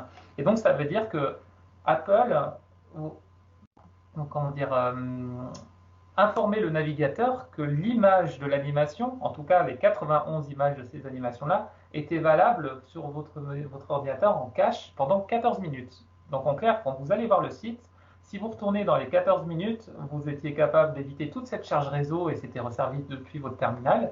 Mais au bout de 15 minutes, pour une raison obscure, on estime que ces images-là ne sont plus du tout à jour. Et quand je vois la date à laquelle on a fait cette analyse initiale et que Christophe aujourd'hui refait l'analyse avec exactement les mêmes images, je me dis que quand même il y avait peut-être matière à se poser la question, à faire autrement. Donc ça, c'est clairement pas du tout un truc à faire, surtout quand on balance autant d'images. Je vais en profiter qu'on soit sur de la perf pour montrer peut-être le fameux cas Ouest France, Christophe. Vas-y. Je vais le faire directement comme j'avais une vidéo prévue pour ça. Le temps de Vas-y, parce remettre que la je main. vois le temps qui passe et Ouais, on on est va d'accord. vous montrer de bons exemples en fait. Ouais, on est d'accord, parce que tout ne va pas si mal que ça sur le web, bien sûr. Alors, je suis en train de lancer une vidéo. Hop. Alors, l'objectif, c'est de montrer quoi ici? C'est de faire la différence entre deux configurations différentes. Donc, fondamentalement, il y a un navigateur, c'est deux Firefox, il n'y a pas de différence vraiment fondamentale, on va dire, entre ces deux navigateurs. La différence, c'est qu'à gauche, on utilise un bloqueur de publicité et la configuration de Firefox qui est peut-être un peu plus respectueuse de la vie privée, un peu plus, qui bloque peut-être un peu plus de choses. Et à droite, on a une version qui n'utilise pas de bloqueur de publicité et qui a une configuration de base de Firefox.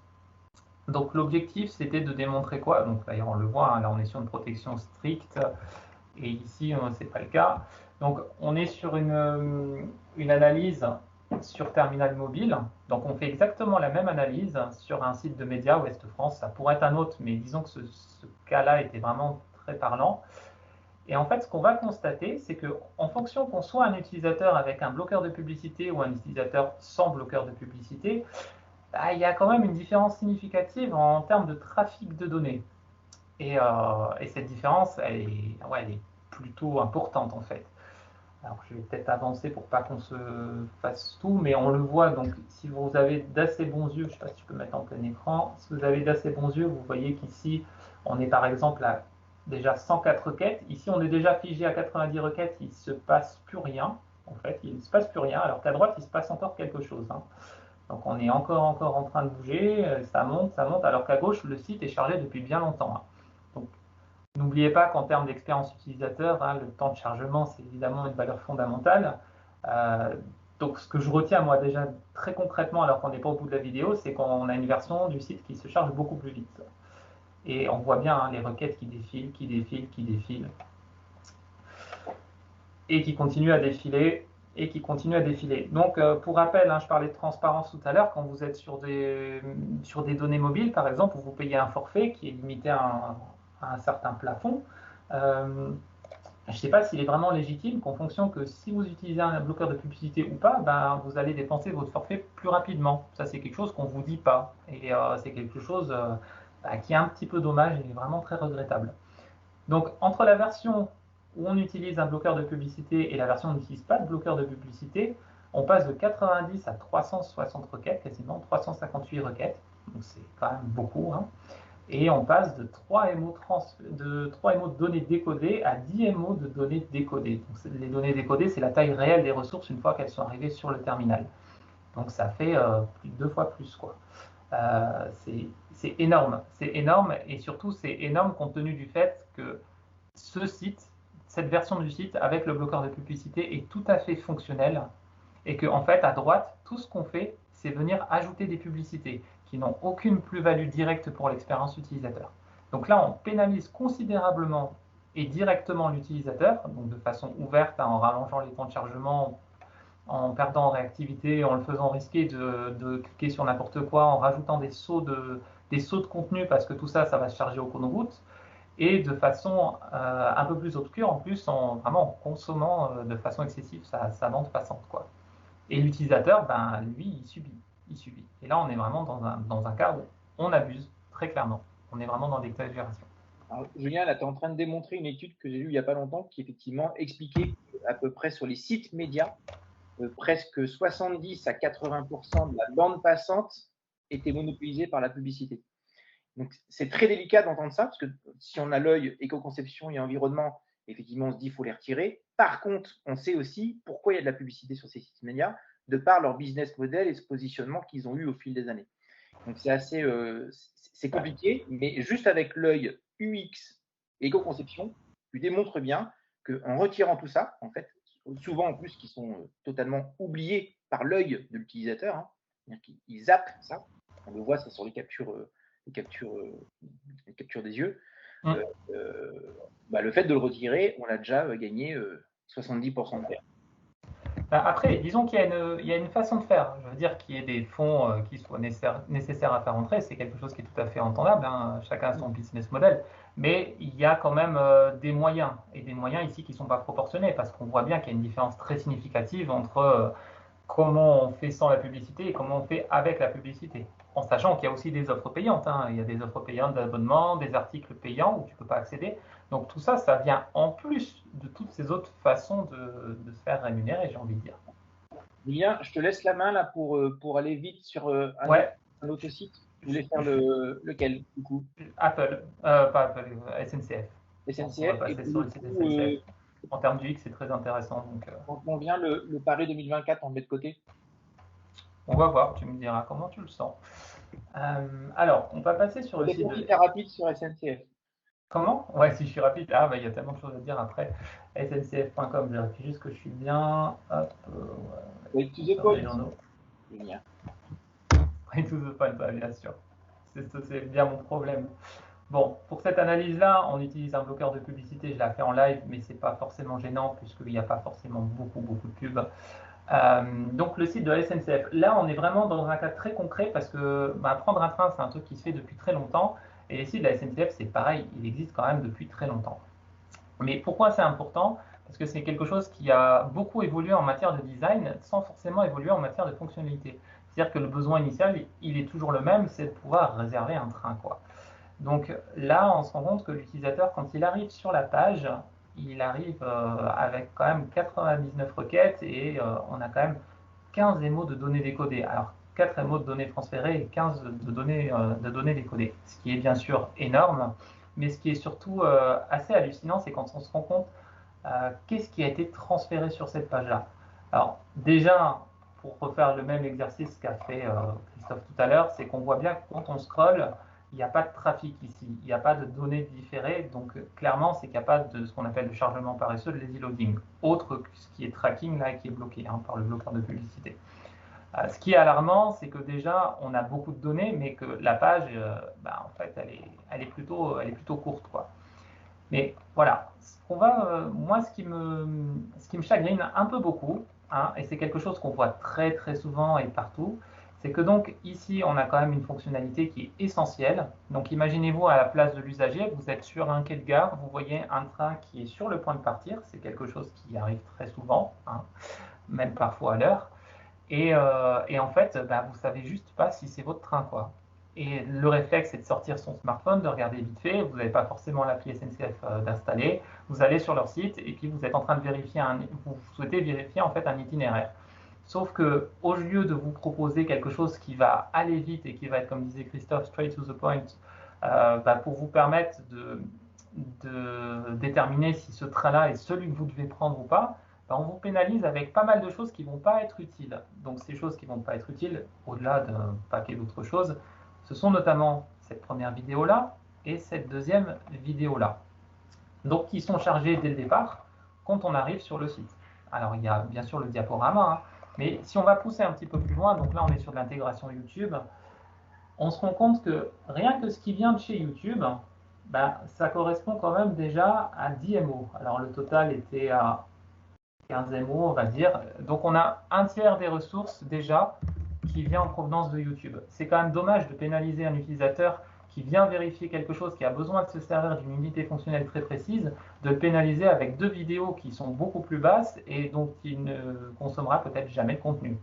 Un gros avertissement, hein, sur du YouTube. Il y a un truc que je me rends bien compte que les gens n'ont pas l'air de comprendre, c'est que en fait, à chaque fois que vous mettez une intégration YouTube, c'est une intégration à part, hein. Donc si vous mettez 10 vidéos, c'est 10 intégrations YouTube sur une page. C'est pas juste une intégration et 10 vidéos.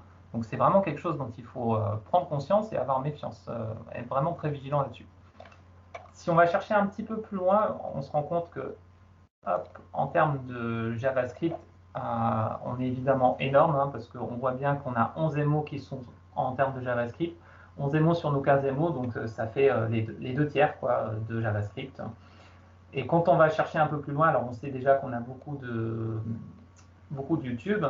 Quand on va chercher un petit peu plus loin, ce qui est dedans, c'est évidemment de l'application, hein, de l'applicatif.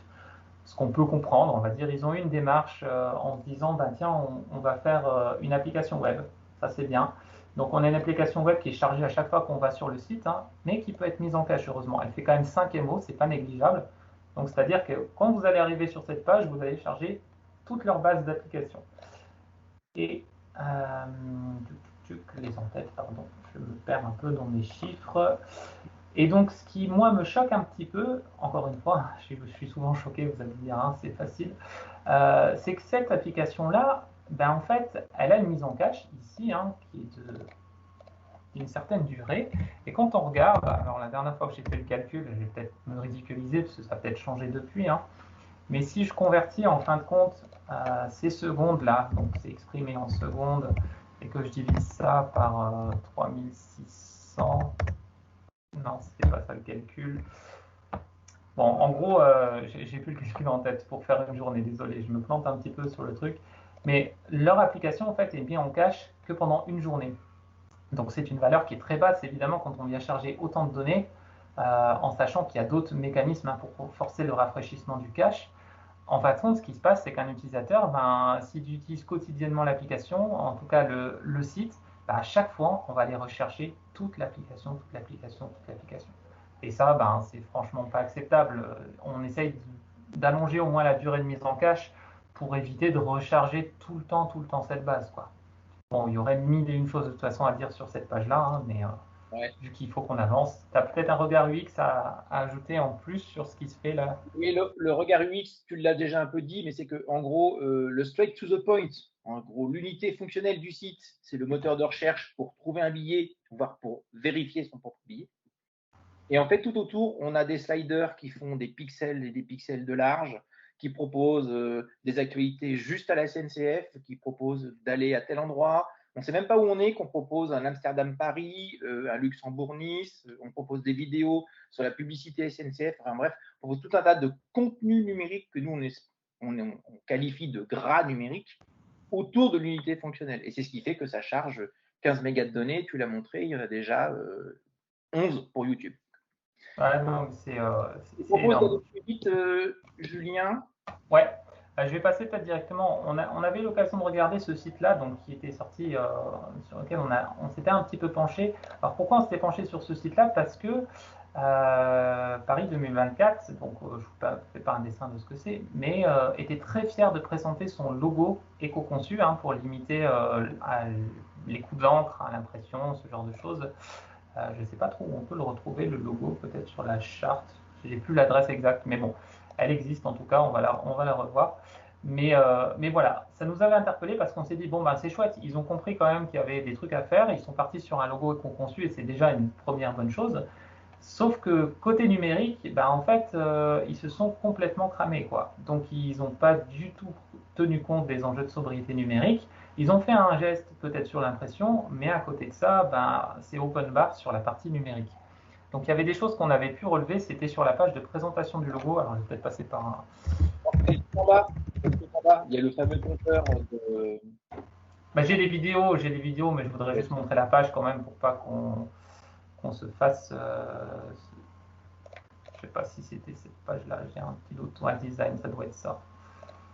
Ça devait être cette page-là. Hop.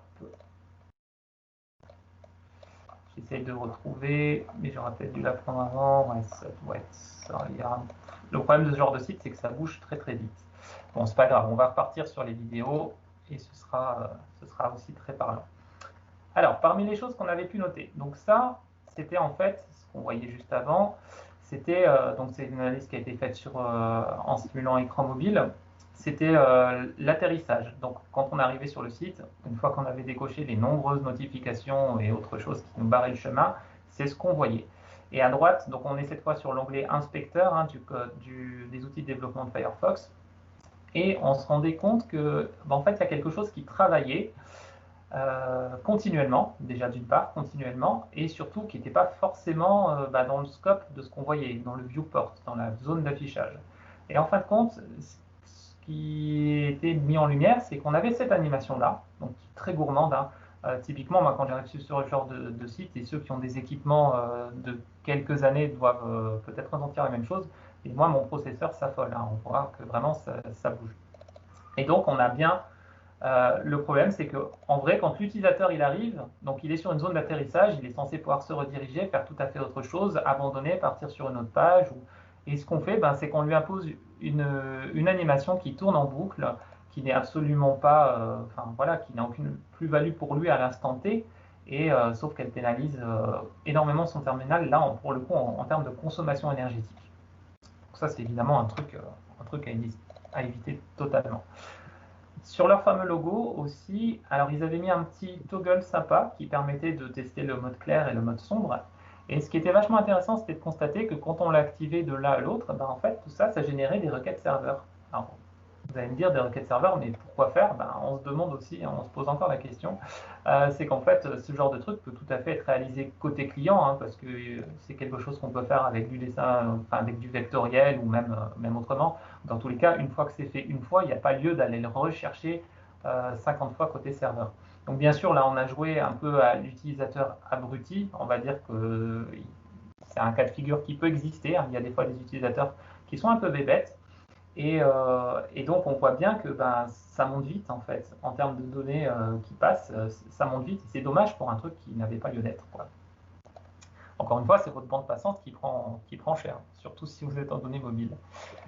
Et on avait aussi ce truc-là qui était vraiment assez poussé. C'est que quand on allait en bas du site, on avait un compteur. Alors déjà, c'était un compteur en temps réel à la seconde près sur un événement qui a lieu à plus de 1000 jours. Bon, on peut se poser la question de la pertinence. Et ce compteur présente plusieurs troubles, au-delà de sa précision. Hein. C'est que déjà, il va charger des vidéos automatiquement au bout de quelques secondes. Donc tous ces vidéos-là sont passées en autoplay, il n'y a pas du tout de contrôle de l'utilisateur là-dessus. Donc c'est autant de données qui sont transférées, comme on le voit à peu près à côté, à entre 2 et 3 émots de données par vidéo. Non seulement quand on fait ça, ben, on ne donne pas le contrôle à l'utilisateur, mais en plus, on estompe le compteur. Donc pour un peu que l'utilisateur arrive au mauvais moment, il voit juste les secondes défiler et en fait, il ne sait juste pas à quoi il sert le compteur. Donc on passe complètement à côté de l'effet parce qu'on perd l'intérêt premier du compteur. Et bien sûr, il y a un effet bonus à tout ça, c'est qu'à chaque fois qu'on remonte, enfin, qu'on sort du compteur, le compteur de la zone d'affichage et qu'on retourne dedans, ben, on se rend compte que toutes les ressources nécessaires à ce compteur-là sont rechargées une nouvelle fois. C'est peut-être dû à une synchronisation, hein, du fait qu'on est sur du compteur à la seconde, mais dans la mise en œuvre, ça reste quand même bien dommage parce que ben, ça fait forcément beaucoup transiter de données et c'est, je dirais bien, plutôt regrettable, mais j'ai l'impression de l'avoir dit déjà plusieurs fois. Julien, je vais t'arrêter. Dis-moi. On va enchaîner. Je vais reprendre la main là juste pour Vas-y. montrer quelques bons exemples. C'est ça, tu as tout à fait raison. tu as tout à fait raison. Hop, je te redonne la main avec plaisir. Normalement, c'est bon, vous voyez mon écran? Tout à fait. Ouais. Donc là, je vous montre quelques bons exemples en fait de sites éco-conçus, notamment celui-ci. Donc, c'est une marque qui s'appelle La Ruche, mais qui est rattachée en fait à Biocop. Donc, ça fait partie au magasin Biocop, les magasins bio. Vous êtes sur un site totalement éco-conçu et pour le coup, vous avez bien accès à des choses.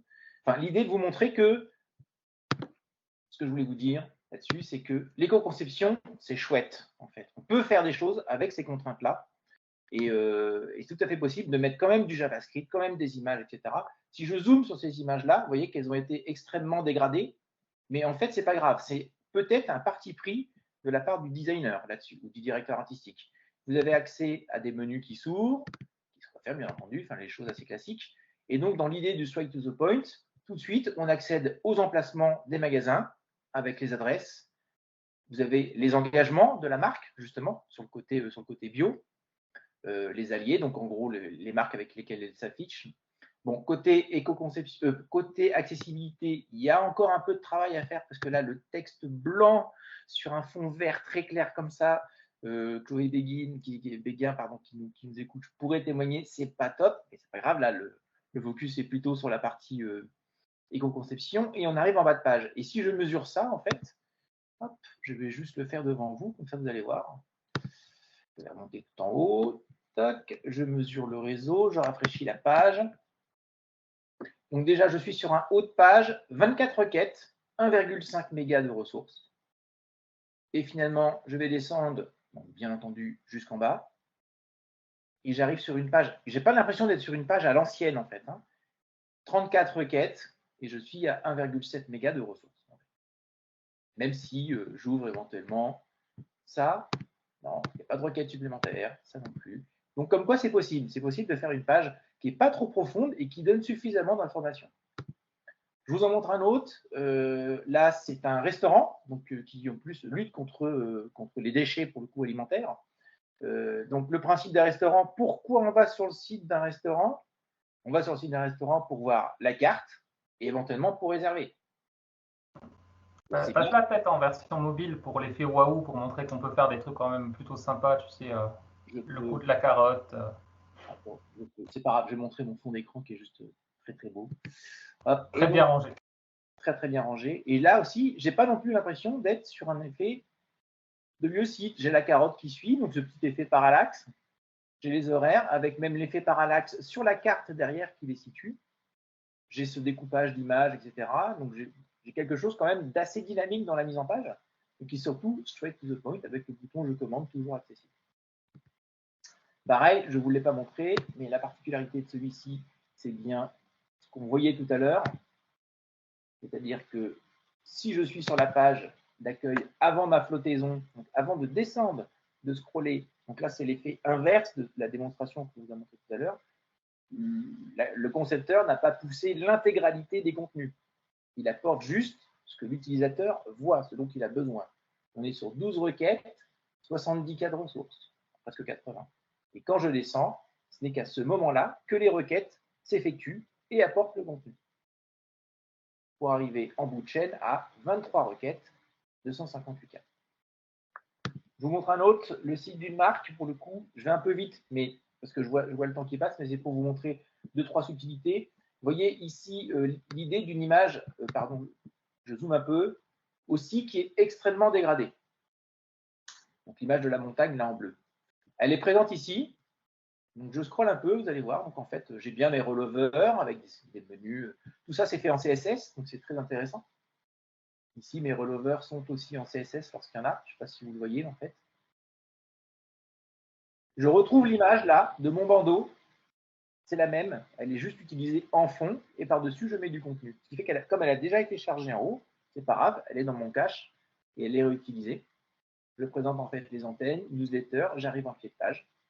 Et donc en fait, vous voyez que l'image qu'elle a donc réutilisée ici en fond, c'est la même dégradation, mais c'est pas grave en fait. Elle vient casser le rythme vertical de la page. Et quand je vais dans mon menu, hop, je la retrouve ici. Je le pointe du doigt, en fait, il y a quand même fallu que je la remarque, mais ça ne se remarque pas tout de suite. Donc c'est la même image qu'elle a, 3 fois utilisée. à des fins différentes. Donc, si je ne vous avais pas éventuellement pointé, fait un focus dessus, peut-être que vous n'auriez même pas vu. Autre exemple, le site d'une agence, parce que je pense que certains d'entre vous sont dans des agences ou travaillent éventuellement pour des agences. Ici, vous êtes pour le coup avec des petites animations JavaScript qui viennent vous accueillir. Alors, je découvre un truc en temps réel, et ça, je ne le savais pas parce que ce n'était pas l'effet démo que je voulais. Mais normalement, vous avez un soleil qui se lève. Mais vu l'heure, c'est passé en mode nuit. Donc en plus, il change le fond. Normalement, vous avez un gros soleil jaune qui se lève, qui vous accueille. Voilà, c'est purement gratuit, mais c'est pas grave. Là, vous avez tous les effets qui sont des effets en CSS. Hop, avec un petit slider. Là, je suis en très grand en fait, normalement. Le slider a réellement une utilité, c'est-à-dire que je ne vais pas chercher juste une tuile supplémentaire. Et donc, vous avez bien cette cassure verticale avec des petits effets CSS. L'intégration est bien de l'intégration, c'est-à-dire que là, je suis bien sur du texte. Donc, je suis bien embêté à ne pas faire forcément des images. Donc, côté intégration et accessibilité et référencement, on est bon. Nous, on délivre l'excellence en web design. Je présente en fait le livre. J'arrive à la fin sur les blogs. Donc, quelques news qui remontent. Et j'arrive sur un témoignage et pied-page. Et donc, ça aussi, ça reste un site auto-compris. Et encore une fois, même si je n'ai pas d'effet waouh qui va dans tous les sens, des vidéos plein écran, des players intégrés, etc., je n'ai pas l'impression d'être sur un vieux site. Et là, pour le site d'une agence web, pour le coup, c'était vraiment. Et pour terminer, donc, dernier exemple qui va à contrario éventuellement de tout ce qu'on a dit avec Julien, c'est un site internet qui capitalise à fond sur le JavaScript et les animations. Et ce ne sont que des animations en SVG. Je vais juste tranquilliser. C'est aussi le site d'une agence. Vous voyez que tout ça, en fait, c'est truffé d'animations dans tous les sens. Donc là, côté expérience utilisateur, on en a plein les yeux. Et c'est pour ça que souvent, je donne cet exemple aussi à des X pour dire, oui, je sais que j'arrive avec des contraintes imposant ça en éco-conception, mais regardez, malgré ça, on peut faire des choses très très bien. Donc là, on est à fond dans le SVG. Je démarre la visite de l'agence avec qu'est-ce qu'on fait. Tout ça, c'est des animations SVG, je le précise. Que fait-on? Donc, je passe rapidement, mais voilà. Vous avez la partie chapitre qui est ici. On fait du selectivity. On fait un shorter one away. On fait du lean aussi. Et puis, la satisfaction est garantie. Bref, vous n'avez que des animations comme ça. Et j'enchaîne sur la partie contact. Qu'est-ce que vous voulez savoir, nous contacter, etc. Ici, en fait, vous n'avez qu'une succession de pages, comme ça. Au final, reste complètement légère. Ils vont donc un peu à contrario de ce qu'on dit, mais pour vous dire que c'est aussi possible, c'est un champ possible.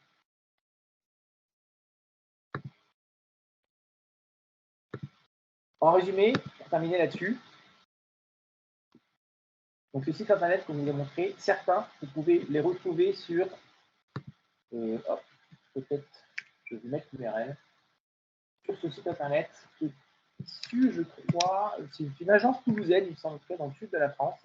Ils se disent qu'ils allaient partager leur bookmark de site internet très sobre, éco-conçu, voire très très low-tech. Effectivement, nous on a nos bookmarks de notre côté. Et ils se sont dit, bah, nous on va le partager.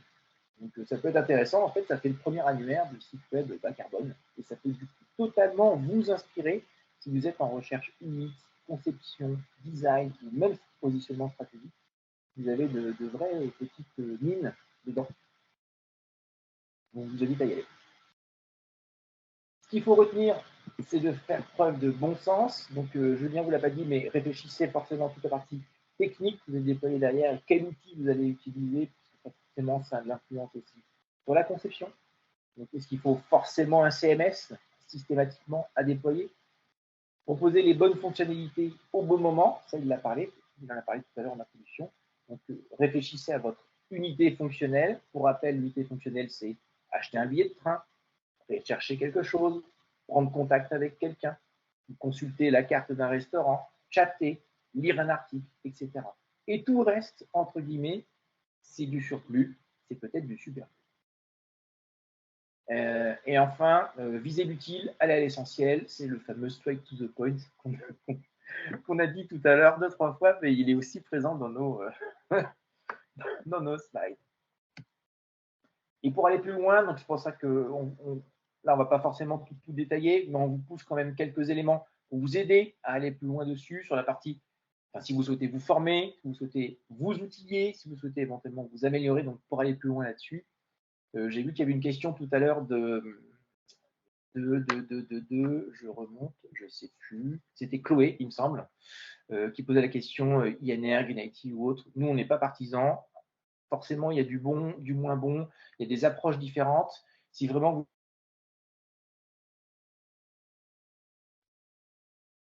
fait, sont très très bien, la fresque du numérique aussi.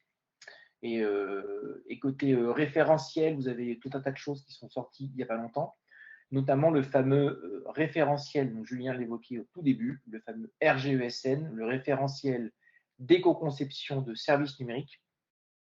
On a participé à ça, et c'est un référentiel complémentaire au RGAA sur l'accessibilité, au RGI sur l'interopérabilité, au RGS sur la sécurité, au RGPD, donc sur tout le respect des données personnelles.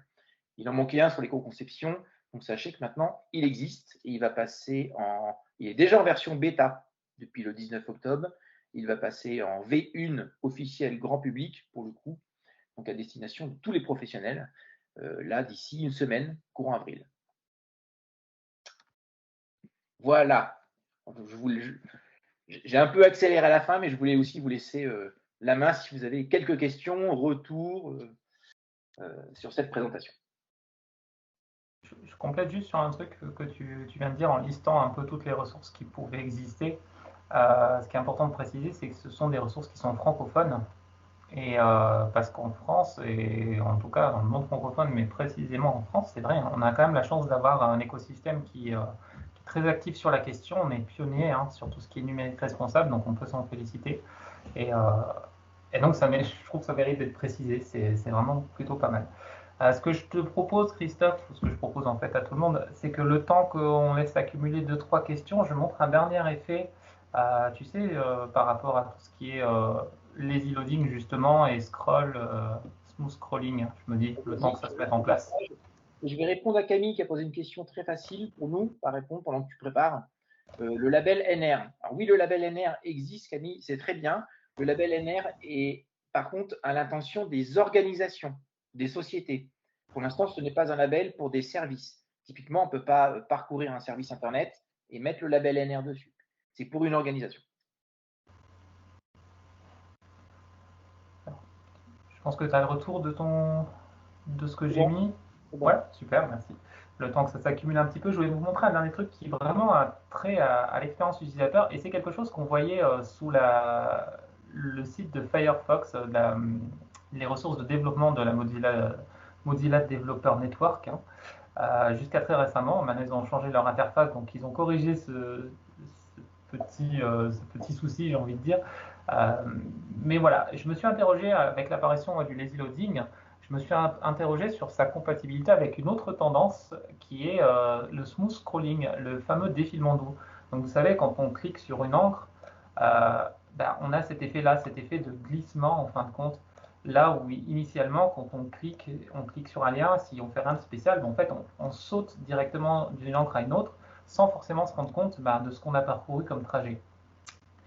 Et forcément, je me suis rendu compte d'un truc, donc je me suis posé la question, vu que le chargement paresseux, donc des images par exemple, repose sur le défilement, sur le fait que le viewport entre ou s'approche des images, je me suis dit, mais c'est quand même bête, parce qu'en fait, si on va d'un point A à un point B qui sont très éloignés et qu'entre on a plein d'images qu'on n'a pas forcément envie de charger, je me suis dit, mais en fait, est-ce qu'elles vont être chargées ou pas?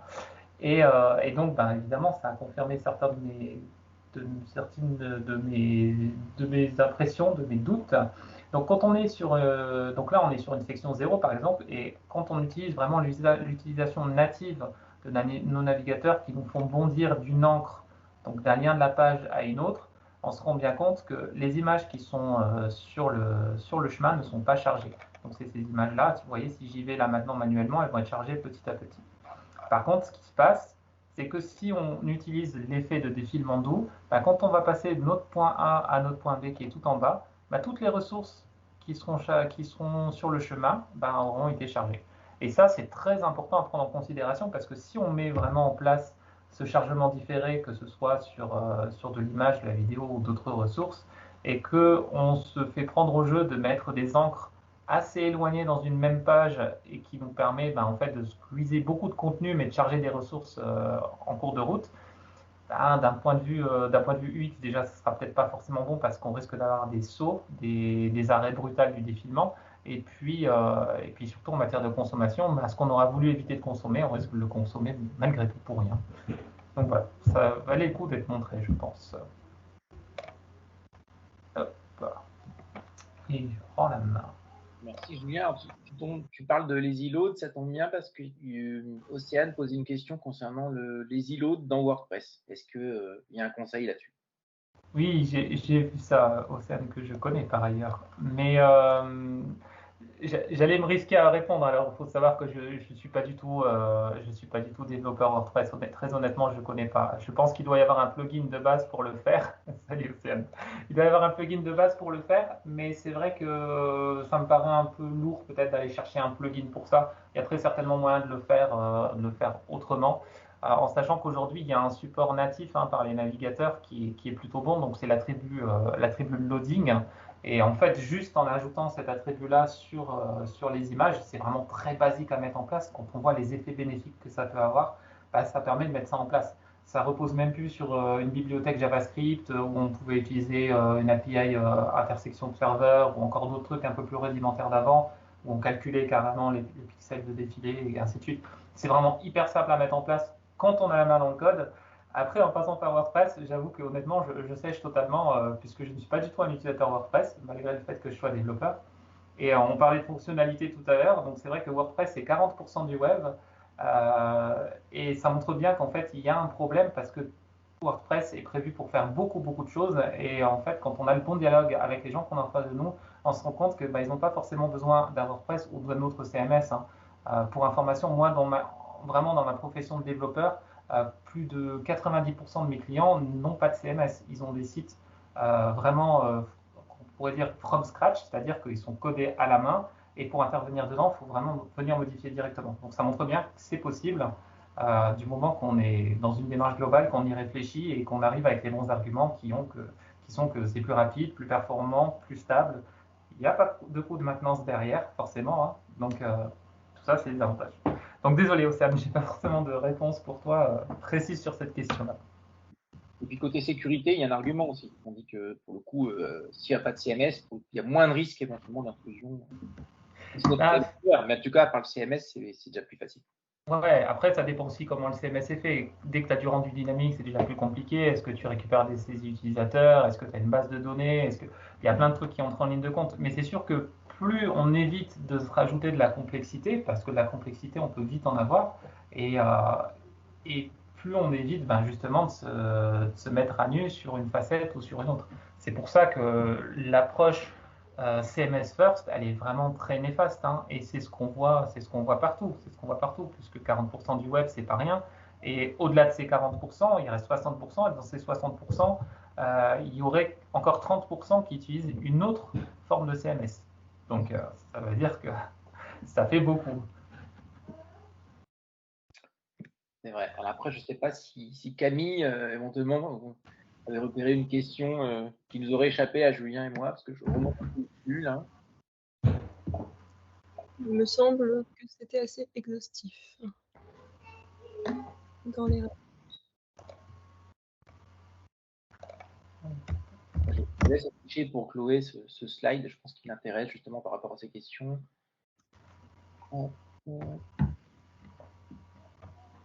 a essayé de vous montrer plein de choses sans forcément apporter de solutions ou une liste précise. C'est plutôt dans les ressources qu'on met ça à la fin. Mais effectivement, il y a plein de démarches, sachant qu'il n'y a pas une démarche, si ce n'est de faire de l'éco-conception, viser sobriété, etc. Mais chaque projet est totalement différent du voisin. Et il n'y a pas non plus la recette miracle qui sera bon pour tous les sujets, tous les secteurs, toutes les demandes. C'est plutôt une vision d'ensemble qu'il faut avoir, et surtout bien partir sur les fameux outils de mesure. Là, on vous en a montré un qui nous permet très rapidement de voir un résultat en ligne. Mais la question se pose aussi côté application, côté développement de services logiciels, de services en ligne, etc. Alors, Océane nous réinterroge au sujet du dark mode. Est-ce que c'est un vrai intérêt ou est-ce que c'est un buzzword? Alors, je pense que déjà, si on sort tout à fait du numérique, à mon avis, il y a un intérêt pour l'humain, parce que clairement, quand on évite de s'exploser les yeux au quotidien et qu'on arrive à modérer ça, sur le long terme, on peut espérer préserver notre vue, donc peut-être produire moins de lunettes, voire moins de frais sociaux, de sécurité sociale, ce genre de choses. Donc il y a peut-être des intérêts quand même à tirer de ce côté-là. D'un point de vue purement consommation énergétique, c'est vrai que la plupart des études sont souvent démontées, parce que pour diverses raisons, hein, parce qu'en fin de compte, les écrans majoritairement, les écrans ne sont pas forcément prévus pour en tirer bénéfice. Alors maintenant, on voit de plus en plus d'écrans OLED qui permettent vraiment d'éteindre entre guillemets les pixels et c'est là où on peut gagner. Mais c'est vrai que sur la plupart des équipements dont on dispose, en fin de compte, on se rend compte qu'un pixel qui soit plus ou moins sombre, ça ne fait pas de grande différence.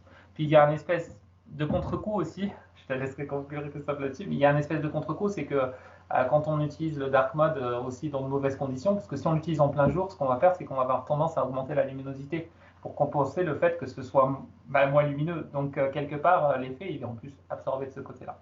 Donc, je pense que la question n'est pas encore tranchée. Il y a des gains, mais pour la consommation numérique, énergétique, on n'est pas encore super convaincu, quoi. Ouais. Je vais quand même compléter et pas forcément aller dans le même sens que toi, Julien. Il y a David Rousset, qui est ingénieur chez Microsoft, qui a fait une vidéo là-dessus, Océane. Je pourrais te retrouver le lien si vraiment ça t'intéresse. Et qui a montré qu'effectivement, avant les écrans OLED, donc il a mesuré juste ces histoires de couleurs, jusqu'au rouge, vert, bleu, mode sombre, mode blanc, etc., pour voir l'impact de ça en consommation énergétique dans son environnement Microsoft avec un wattmètre posé à la prise, etc. Et il a démontré donc, dans ses calculs à lui qu'il pouvait gagner parfois jusqu'à 23% donc, de consommation électrique pure en mode sombre versus mode blanc. Par contre, ce n'est pas valable pour tous les écrans. Et puis, ça a été effectivement contredit par un autre facteur que tu viens d'évoquer, Julien, donc pour le coup, je vais dans ton sens, c'est qu'effectivement, il y a une contre-étude derrière qui montre que passer en mode sombre là-dessus, quand on est full luminosité, effectivement, on gagne énormément de pourcents. Mais si la luminosité déjà de ces appareils est baissée à son strict minimum, donc vraiment au plus bas, passer en mode sombre, ça n'a presque plus aucun intérêt. Donc en fait, le mode sombre, c'est un intérêt, oui et non. Voilà, ça dépend de l'usage. Donc ça dépend encore une fois de la partie expérience utilisateur, de terrain, recherche, etc. Dans quel usage je vais l'utiliser. Je me rappelle de l'échange qu'on avait eu là-dessus. En fait, c'était vrai que l'idée, c'est plutôt que si on est un gros consommateur de luminosité explosée à fond avec des interfaces claires, l'intérêt sera plus perceptible si on passe de ça à un usage où on est sur du dark mode et on baisse un peu, que si on a déjà en fait des bons gestes de sobriété numérique où on n'est pas à fond sur la luminosité et là, clairement, on n'a plus rien à gratter malheureusement. Donc, mais c'est sûr que pour un développeur qui a son écran allumé toute la journée, il adore passer en mode sombre et c'est pas que pour un confort visuel, il y a aussi un vrai intérêt derrière. C'est cool. Non, moi, ça m'arrive d'être je me mets en mode clair la journée. Hein.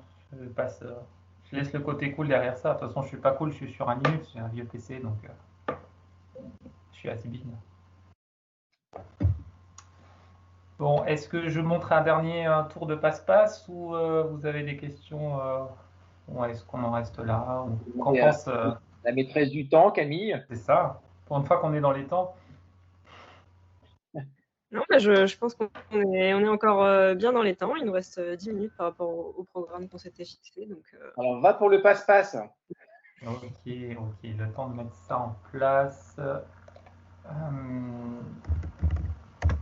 C'est un truc sur lequel j'ai communiqué il n'y a pas si longtemps que ça, mais je me dis, allez, on peut se le faire. En attendant, de mon côté, je vais essayer de retrouver la conférence. David, justement, concernant le mode sombre et son calcul sur le rouge vert bleu des écrans. Alors, je repartage. Et là, ce que je vous propose, c'est de partir en vacances, ou presque.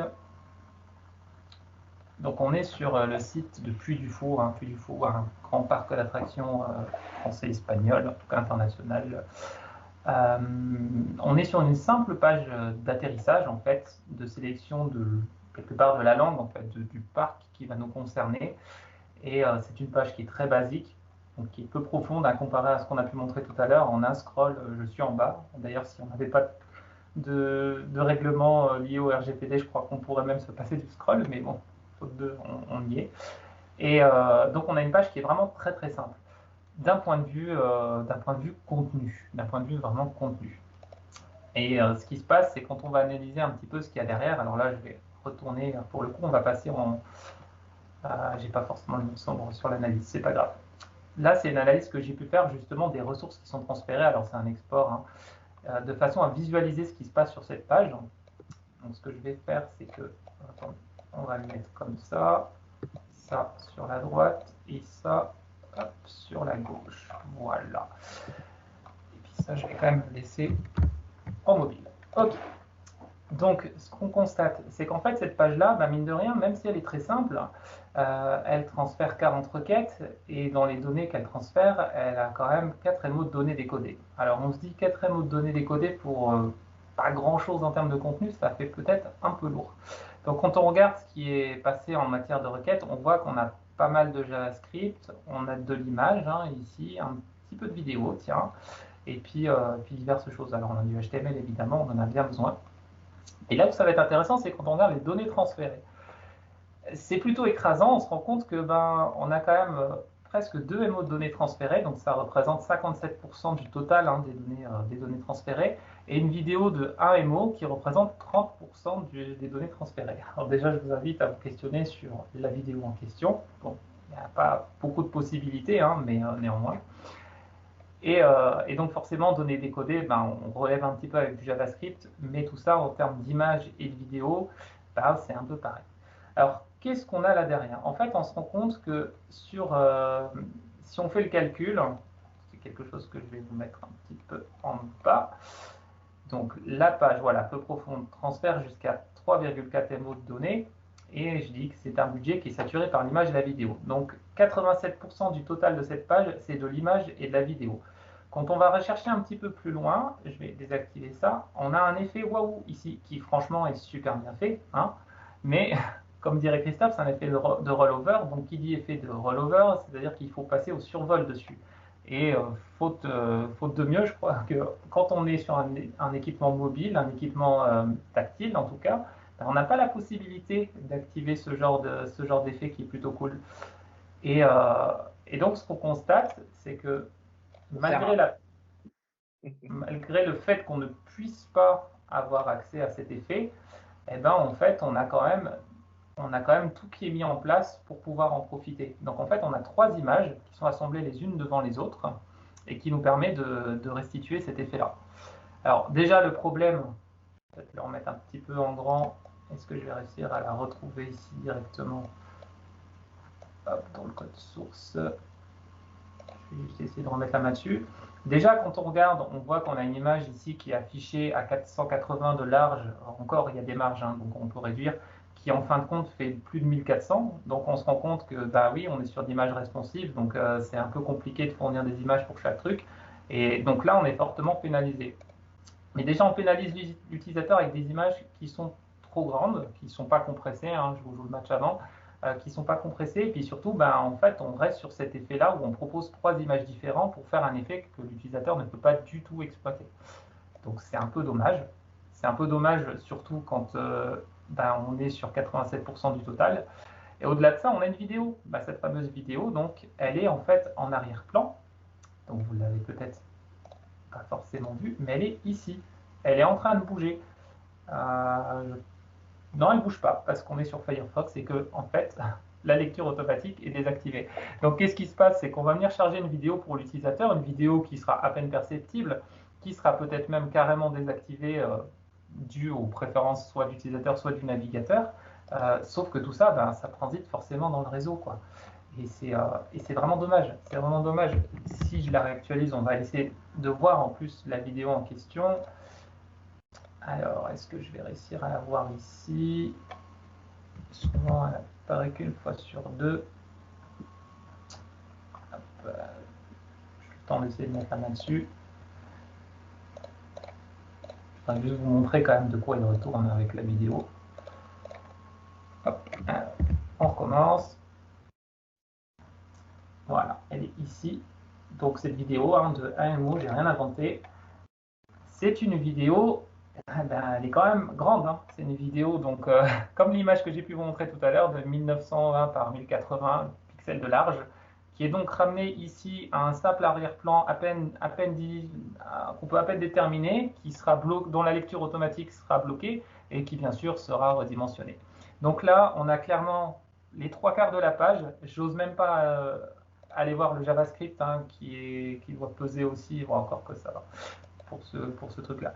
Donc on a quand même près de 90% de la page qui est liée à des effets qui ne sont pas du tout exploités et des choses qui ne sont pas du tout optimisées.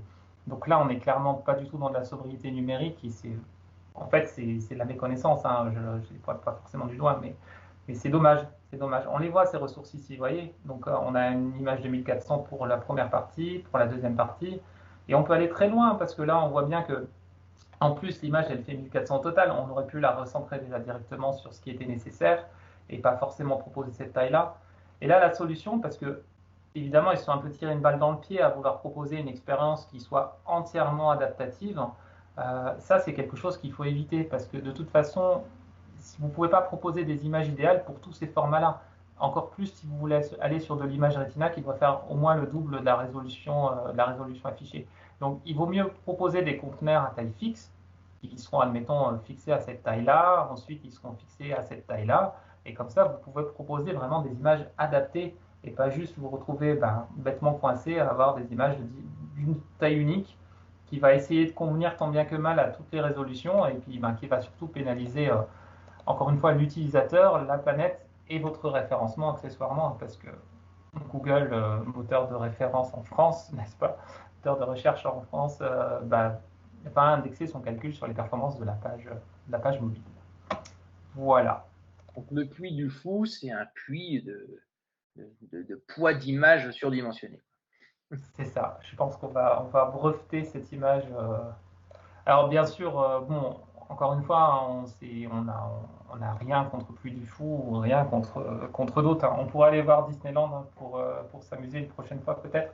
Mais disons que, en fait, je suis tombé moi tout à fait par hasard sur cet effet-là et je le trouve, il est vraiment bien fait en fait. Quand on est sur desktop, c'est vraiment sympa et ça pourrait être encore plus sympa, qui peut être vraiment beaucoup optimisé en fait. Donc il peut être conservé tout en étant bien proposé. Mais sauf que là, il est malheureusement mal proposé. Donc, Non, ce qu'on vous montre là, en tout cas, c'est des exemples qu'on voit partout ailleurs.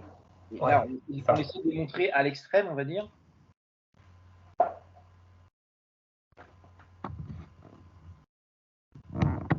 Je crois qu'on l'a perdu. On peut aller sur d'autres sites médias, on peut aller sur d'autres sites de réservation de train. Les approches sont souvent les mêmes en fait. Donc c'est des cas types. Voilà. Ouais, il y a énormément de méconnaissances et c'est vrai que c'est souvent dommage parce que on voit bien qu'on peut faire beaucoup mieux. Même là très récemment, vous avez peut-être vu passer ça avec Temesis, on a fait une analyse en fait des sites de campagne présidentielle des différents candidats là, pour la présidentielle française et on se rend compte que ils ont tous les mêmes travers en fait. Ils savent pas gérer leurs images, ils savent pas gérer leur contenu et ainsi de suite. Et tout ça, même quand on a des sites pour les meilleurs, ou en tout cas les moins mauvais, qui ont des moyennes de données, par exemple, qui sont plutôt dans la moyenne mondiale, on se rend compte que il n'y a pas forcément de connaissances particulières sur le sujet, c'est juste qu'ils ont proposé moins de contenu ou qu'ils s'en sont sortis un peu par chance, en fait, et que tout ce qu'ils ont mis, même si ça reste plus léger, ça peut être encore beaucoup optimisable avec des choses vraiment très simples à mettre en place. Je propose que ce soit un peu le mot de la fin. Je ne sais pas si Camille ou Amina veulent conclure autrement, mieux que nous. Je pense que vous avez fait ça très très bien. Donc, il n'y a pas forcément beaucoup de choses à rajouter. Sinon, remercier déjà tout le monde pour s'être connecté. On est vraiment content que voilà, ce sujet suscite l'intérêt parmi les pays. Et un énorme merci à vous pour la présentation. super intéressant.